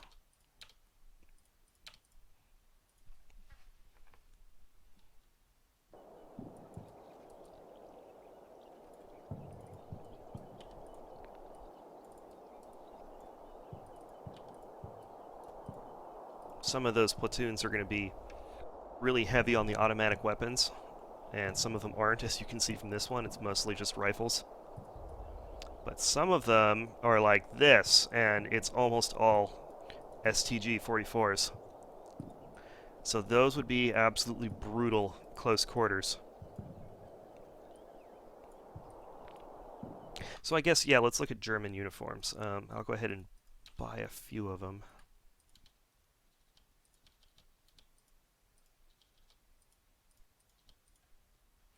So those guys will be great coat. These guys will be winter. Right? Yeah, that looks good.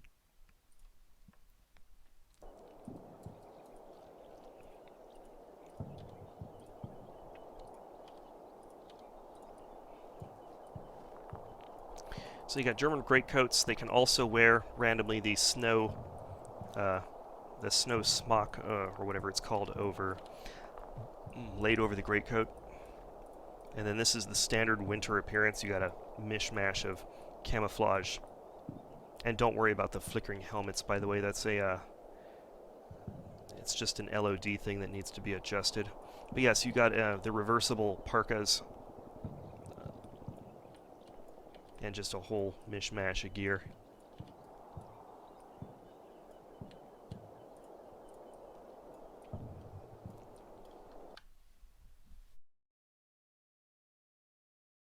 And we already saw the mountain infantry, but I'll just go ahead and show it again for some people that were late. Sorry, I made that sound accusatory. I didn't mean to. We'll go ahead and put them in mountain infantry gear, but you can put them in any other gear as well, or any other uniforms.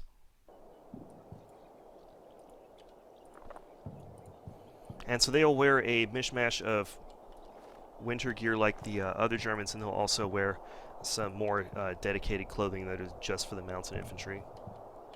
Some more cold weather gear.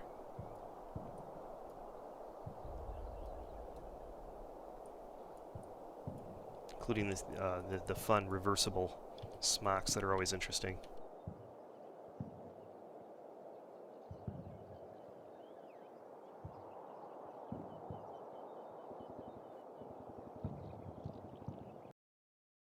So yeah, mountain infantry.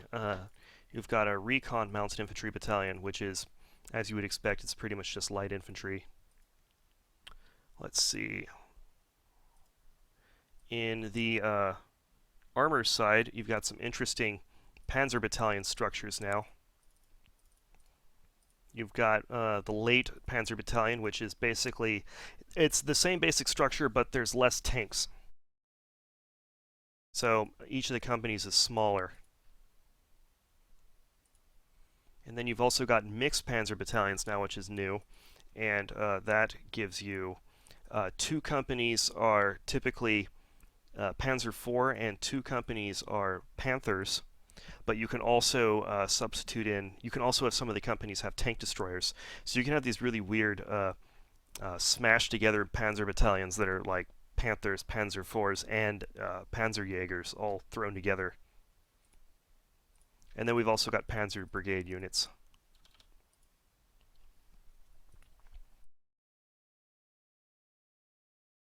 Which are sort of structured like a late Panzer battalion, but they also do have a dedicated company of Jägerpanzers.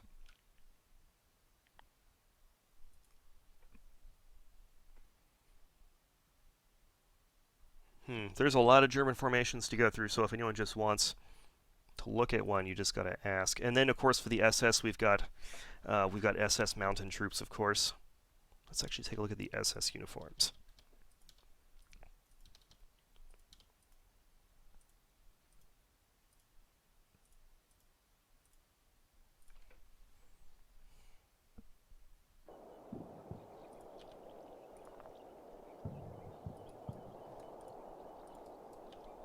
In Stellung.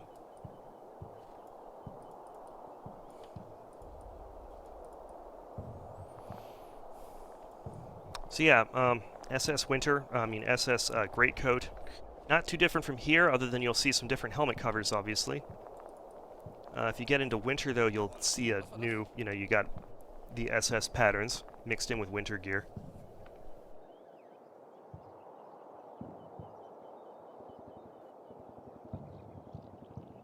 That's a pretty good look at what the SS will look like.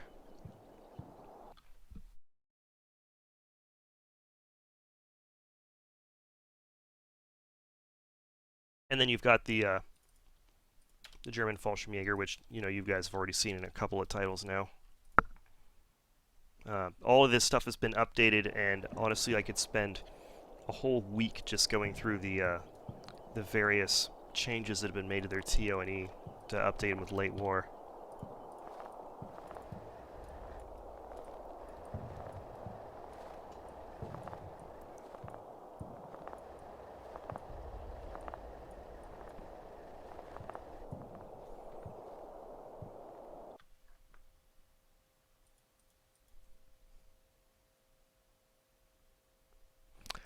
And someone did ask, the US does have, starting in December, you can get, where is it right here? You can get US artillery with the VT fuses, so you can do air bursts. It is very high rarity though, so you're going to have to spend all your rarity points to play with rarity off to get it really. But yeah, starting in December you can get the VT fused American artillery.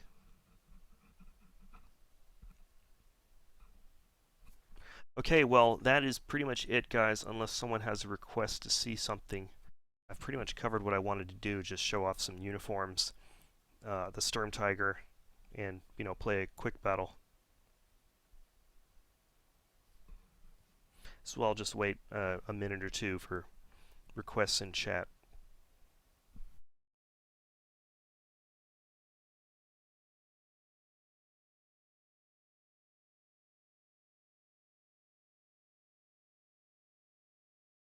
Quebecco asks, mortar half-tracks, anything in particular? We've got a bunch of them. German mortar half-tracks, American mortar half-tracks. And yes, they do fire from inside the vehicle now.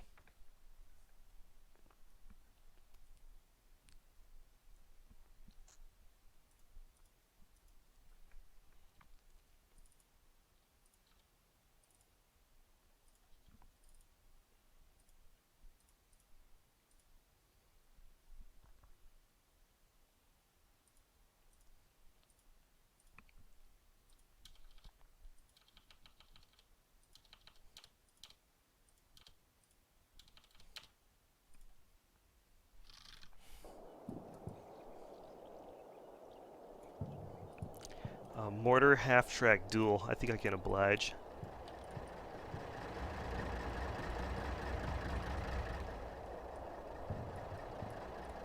So here's a 251-2.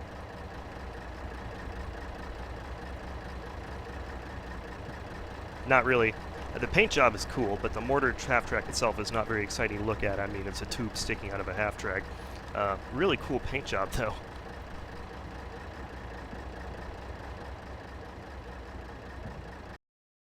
Okay, let's do American.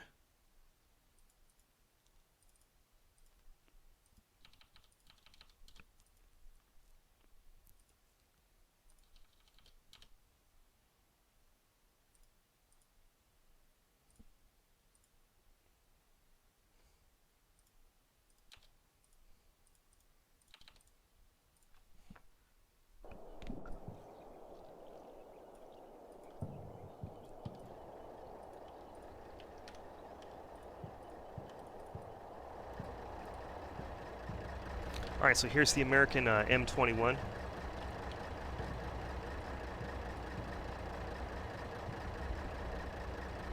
Okay, let's make them duel.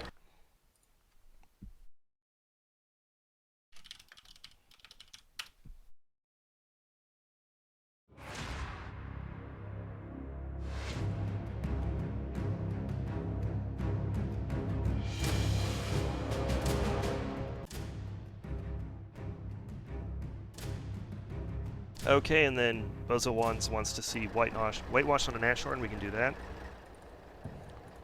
Okay, let's see what happens. Hopefully the machine guns don't mess this up, because I do believe they have some. Watch out. Enemy vehicle.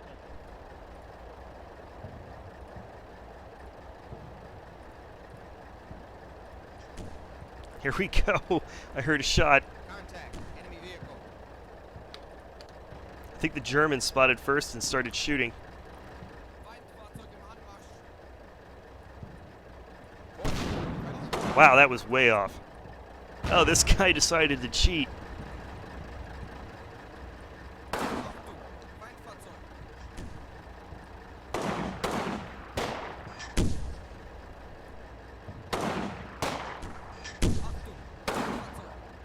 Oh, he got a hit. Okay, you know what we have to do next, right, guys? We got to run them at each other. Wow, that was close. Contact. Enemy vehicle. Oh! Oh! Oh my gosh.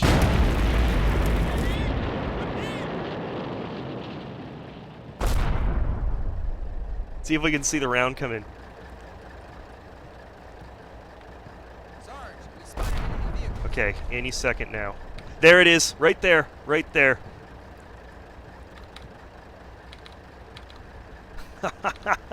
Oh dear.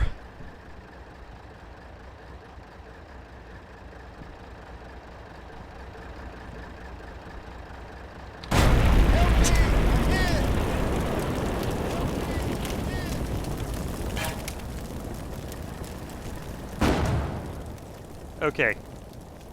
Desperate times call for desperate measures.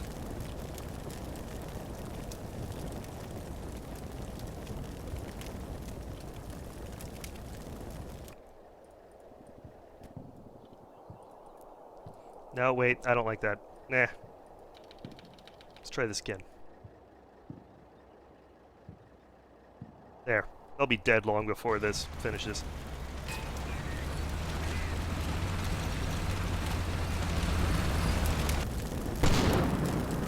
And they're bogged. Yeah, they're screwed.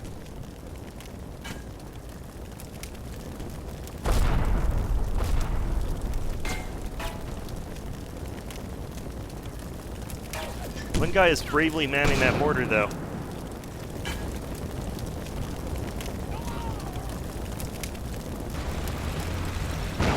Nope, that's gone. Okay, that was fun. Alright, let's see, Nashorn.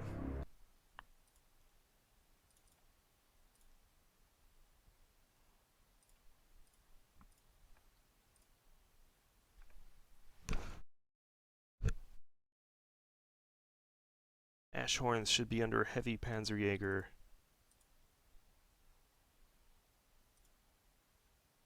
There they are.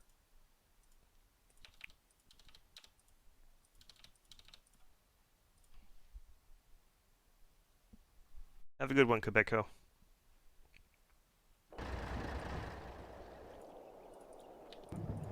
Alright, here are whitewashed Nashorns.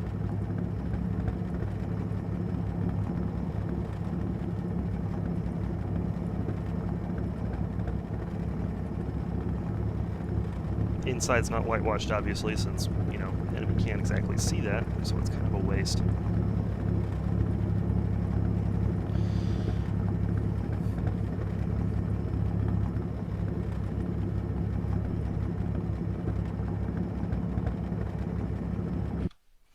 Okay, let's see.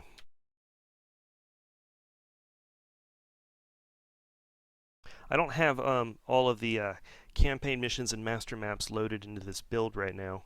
I do have some things. Oh yeah, Kampfgruppe Piper. So, uh, this is the German campaign, and we put a lot of time into doing the order of battle for it. You don't command the entire force because that's just way too large, but you do command the stuff that was at the tip of the advance for the most part. And we made it as accurate as it could be, right down to the exact models of vehicles used, and we even managed to get the names of all of the tank commanders down. Like every single tank commander you control in the campaign is the historical tank commander's name. So you've got the backbone is kind of formed by, let's see, where is it? Yes, right there. Backbone is formed by two battalions. You've got 3rd Battalion, 2nd SS Panzer Grenadier Regiment. So you got a few companies of half-track infantry there, although they're all missing their 3rd platoon, I believe. Um, and then you've got the Panzer Battalion, which is 1st Battalion, 1st Panzer Regiment. I should put SS Panzer Regiment in there. And you've got 2nd Company, which is Panther Company, and as you can see, we've got the names for all the commanders in there. And as far as we could, even what model of Panther that each commander was equipped with. Although we can only do that for a few of them. Most of them we had to make educated guesses. And then, of course, you've got 6th Company with Panzer IVs. You don't get to command most of the 501st SS Heavy Panzer Battalion, but you will, over the campaign, get to use a few of the King Tigers from it, and they've all got the commander names in there. Let's see. So, and each of the battles are pretty much going to follow almost exactly the historical TONE that was the historical order of battle that was there. You've got 10th SS Flak Company with a couple of mobile AA guns. You've also got the I don't know how to pronounce it, but the Panzer Spitze. I'm sure I'm mispronouncing that, but that's like the lead element that was cut away from other units and put together, and it was their armored spearhead for the first few days. So you've got that; you'll command that. You've also got a company of Fallschirmjäger from Panzer Brigade 150 that will be following you around. You've got the 1st SS Panzer Pioneer Battalion elements and the 9th SS uh, 9th SS Pioneer Company elements. You'll even get to run around with Piper in a couple of the battles. And then you'll have a Kampfgruppe, I don't know how to pronounce it, Nittel, I think. And one of the battles will have you trying to recapture the southern portion of Stavelot. Stavelot. I don't know how to pronounce any of these names because I just read them. You never hear them said. At least I don't. But yeah, so uh, you've got the whole SS Panzer Aufklärungs battalion there.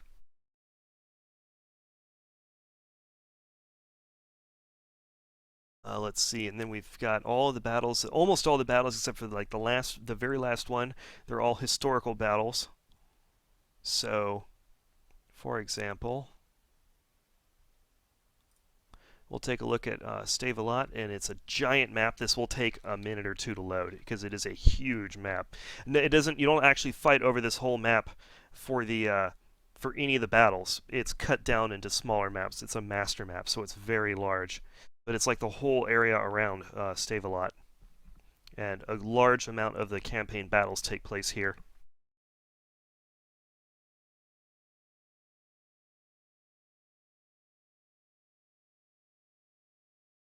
This will take a minute though. It is a giant map with a lot of elevation changes and a pretty big town in it.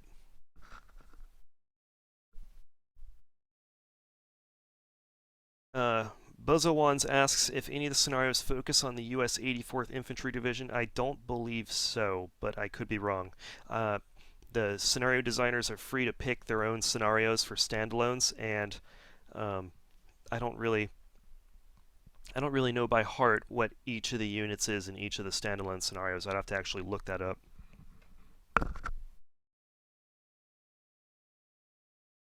I'm really more familiar with the exact units involved with the campaigns.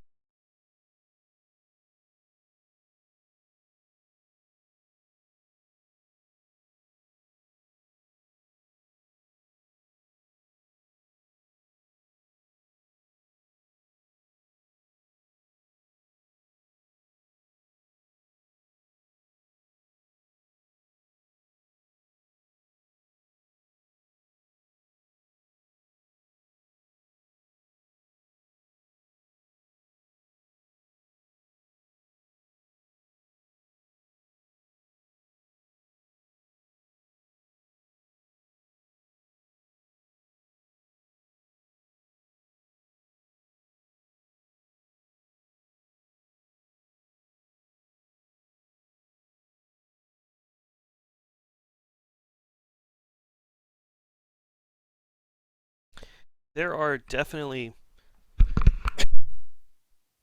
there's definitely some 101st battles around Bastogne. You won't find any of them in Bastogne, but because that didn't really happen. But around Bastogne, there was a lot of fighting, and some scenarios cover it.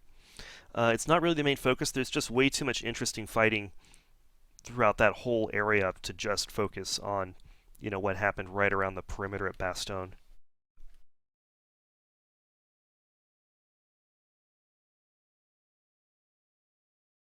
The U.S. campaign, which I will show the order of battle of in a moment, is focused on 4th Armored Division's Combat Command Reserve, commanded by Abrams, that actually attacks from the south, and they're the ones that make the link up with Bastogne. And at the end of the campaign, if you're successful, you'll actually break into the Bastogne perimeter.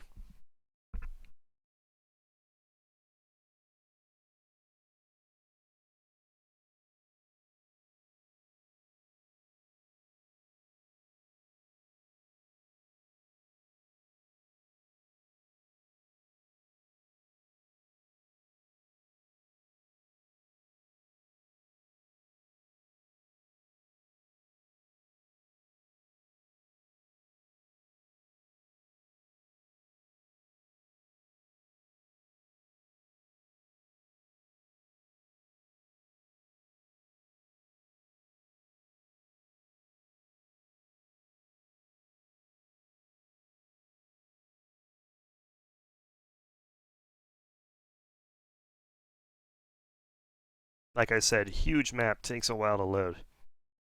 Absolutely not a map that's meant to be played on straight as it is. You got to cut it down into smaller pieces.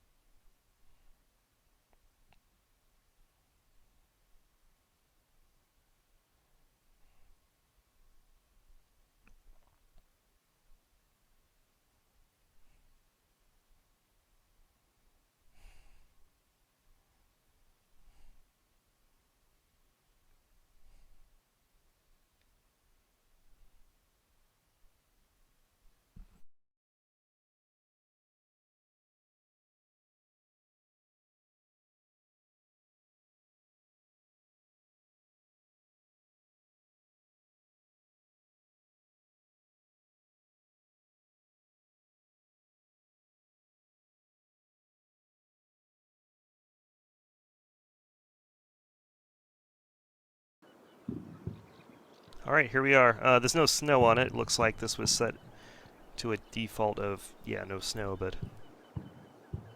So, all right, here is the direction that the Kampfgruppe approached from. Right here. Yeah, so there's no, this will probably be, in the campaign, most likely this will be patchy snow is what we're going to use. It wasn't actually that snowy uh, in the area where the Kampfgruppe attacked through. In fact, in a lot of spots it was basically just mud, but it'll probably be patchy snow settings. So yeah, going along this road, along the hillside, go through Lodomez.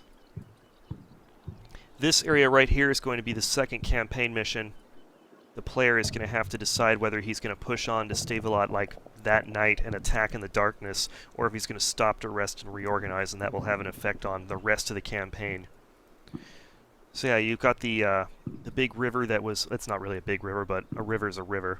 That was the huge impediment to Kampfgruppe Piper's advance. They had to capture bridges going over it. This area is pretty much just backdrop because there wasn't actually any battles like right around here. But it's all like a terrain obstacle you got to move around. Anyways, then you got the hillside looking down on Stavelot. So this is where the Kampfgruppe would approach from.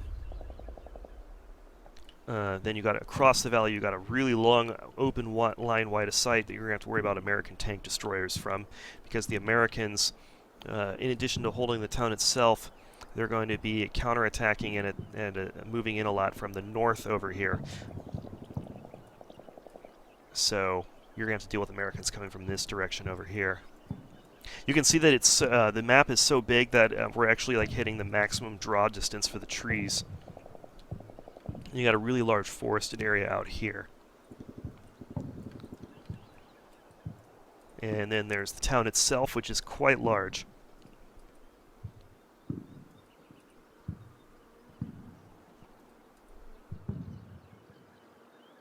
And this is the bridge that you are concerned with. And then, so the direction you're going to keep going is, there's this highway leading here southeast out of the town. So you follow, you follow along this highway right here, and you exit out this way further west. So yeah, let's see, second mission takes place right around here, where you hit the American roadblock and you decide whether you're going to keep going or not. Third and fourth missions take place here. Third mission is in the early morning the next day when you're approaching to take this west bank. If you can take the bridge, it's not likely though. And then the next mission is to actually, you don't actually have to take all of Stavelot, and you probably can't. The idea is you take the bridge, you take this intersection here, and then you secure the southeastern exit along the highway. And that's your bare minimum to keep moving forward. If you want to go the extra mile, there's another decision branch where you can actually attack north and try and take the rest of Stavelot, and that will ensure that you can explore north to try and find fuel dumps, and that will also have an effect on the rest of the campaign if you manage to do that. But it's also kind of a give and take, because doing that will cost you time, and that means the Americans are going to have stronger defenses out to the west. So anyways, this is Stavelot, and Ben Park made this. I did not make this. Ben Park made this, and it is beautiful. It is a great map, and it's a huge amount of the campaign takes place here on this map. On different parts of it. You fight all over this map. There's even one mission where you come back, that recon battalion I showed you, you actually have to come back this way, because while you were off to the east at Stomont fighting, the Americans counterattacked from the north and retook the bridge. So you got to chop the reconnaissance battalion to come back and retake the bridge before they blow it, so you're actually attacking backwards from this direction. Okay, so that's Stavelot. Let's see how large that is. Someone asked that.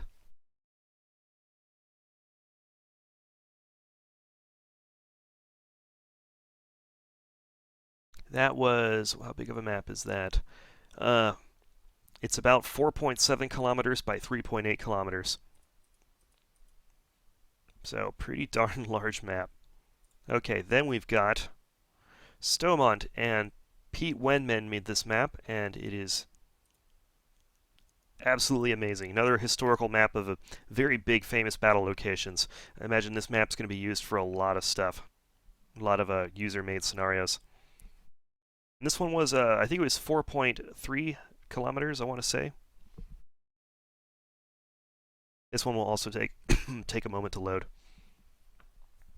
So this is sort of like the really big battle of the German campaign takes place here.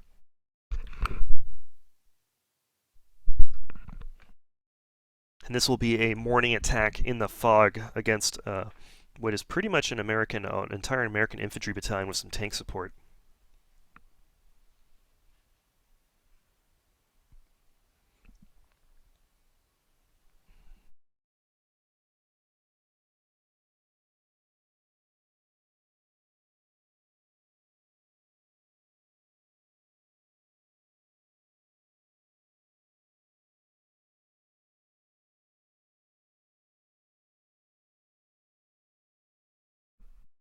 So this map is actually located not that far away from Stavelot. I think it's only, I want to say like 10 or 15 kilometers, something like that. It's not very far away. And it's basically further west along the river.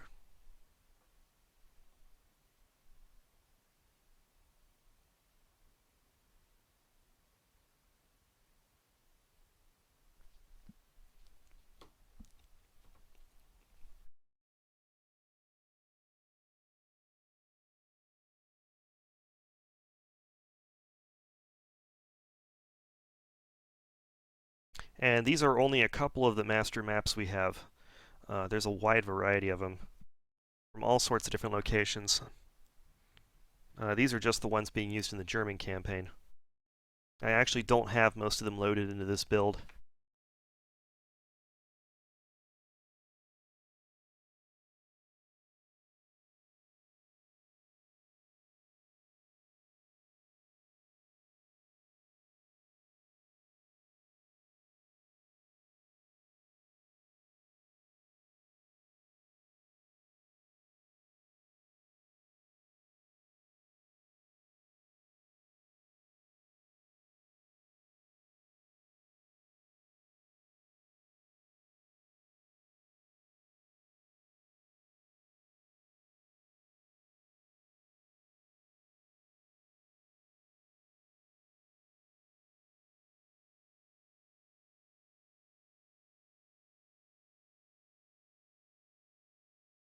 Oh, Mantooth. There are a lot of them. I want to say almost a dozen, maybe. And those are just like large master maps. Those aren't including individual standalone scenarios that had a historical location that was small enough that you didn't need a master map for it. Those are just the big ones that need to be cut into chunks. I'll have to do I'll have to make a list of all the exact historical locations, but there are a lot of them.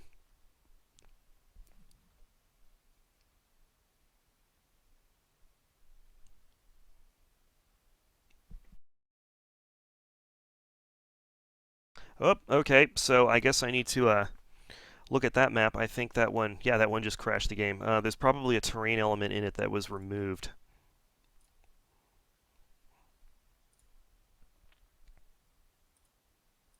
Okay then. Let's see.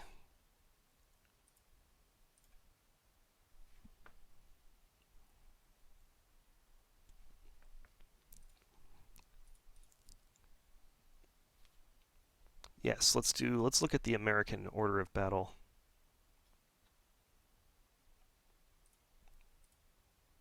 So anyways, American campaign, close combat command reserve, or close combat command, combat command reserve, or CCR 4th Armored Division. You've basically been tasked with breaking through the German defenses south of Bastogne and linking up with the paratroopers. So this is, once again, as historical and as accurate as we can make it. You command all of CCR over the course of the campaign. CCR consists of 37th Tank Battalion, which, by the way, is commanded by Lieutenant Colonel Abrams, who is the guy who the tank is named after. So you get to run around with Abrams in the campaign. You'll actually get to control his tank and run around and stuff. 53rd Armored Infantry Battalion, and then those two operate as a pair. Typically what happened was there's a B A, B, and C company for each of them, and typically each company, like name company, operated with each other as a team. So A company tanks operated with A company armored infantry, so you'll usually see those as a pair, and sometimes you'll get more than one pair for a mission depending. And then you also had, of course, you had D company, which was light tanks. It was Stuarts, not Chaffees, sorry. Had to go with what was historical. You will get at least there's one Sherman Jumbo that plays a pretty big role in the finale mission of the campaign. As far as we could, we tried to get their manpower counts down right too. So the uh, the armored infantry battalion is like roughly 50% under strength or so. They also don't have any anti-tank platoons. Those were disbanded and they were uh, given to the infantry basically as replacement riflemen. The tank companies, it sounds like a lot, but actually they were very under strength at this point. As close as we could get it, we got the exact tank models and tank counts for each company accurate, as close as we could. So each of the tank companies is actually more like an overstrength tank platoon. So that's something to keep in mind. And then also attached to them was C Company of 704th Tank Destroyer Battalion. So you got to run around with some M18 Hellcats as well.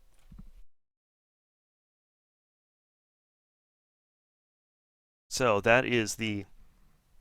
I don't have any maps for this to show you yet, but it's all historical locations, all historical battles, except for one possible hypothetical battle, depending upon what decisions you make in the campaign. Okay, so yeah, that's the order of battle for the U.S. campaign. Gonna have more information on that later. It's all planned out, but I don't know, maybe I'll play some scenarios for it later or something. Someone asks if having it loaded on a solid state improves loading times and turn processing times. A little bit, but not much. Most of the strain is on the CPU. It's not really on the hard drive. What you just saw was I actually used the solid state hard drive, so everything you just saw was with a solid state. But that's because it's not really. It doesn't have anything to do with hard drives. It's mostly a processor thing. All right. So yeah, I think I've out-talked myself for today. 2.5 hour stream. I think that's a pretty good length. So I'm going to go ahead and end it here, and I should be able to show you guys more stuff next week. So thanks everyone for coming.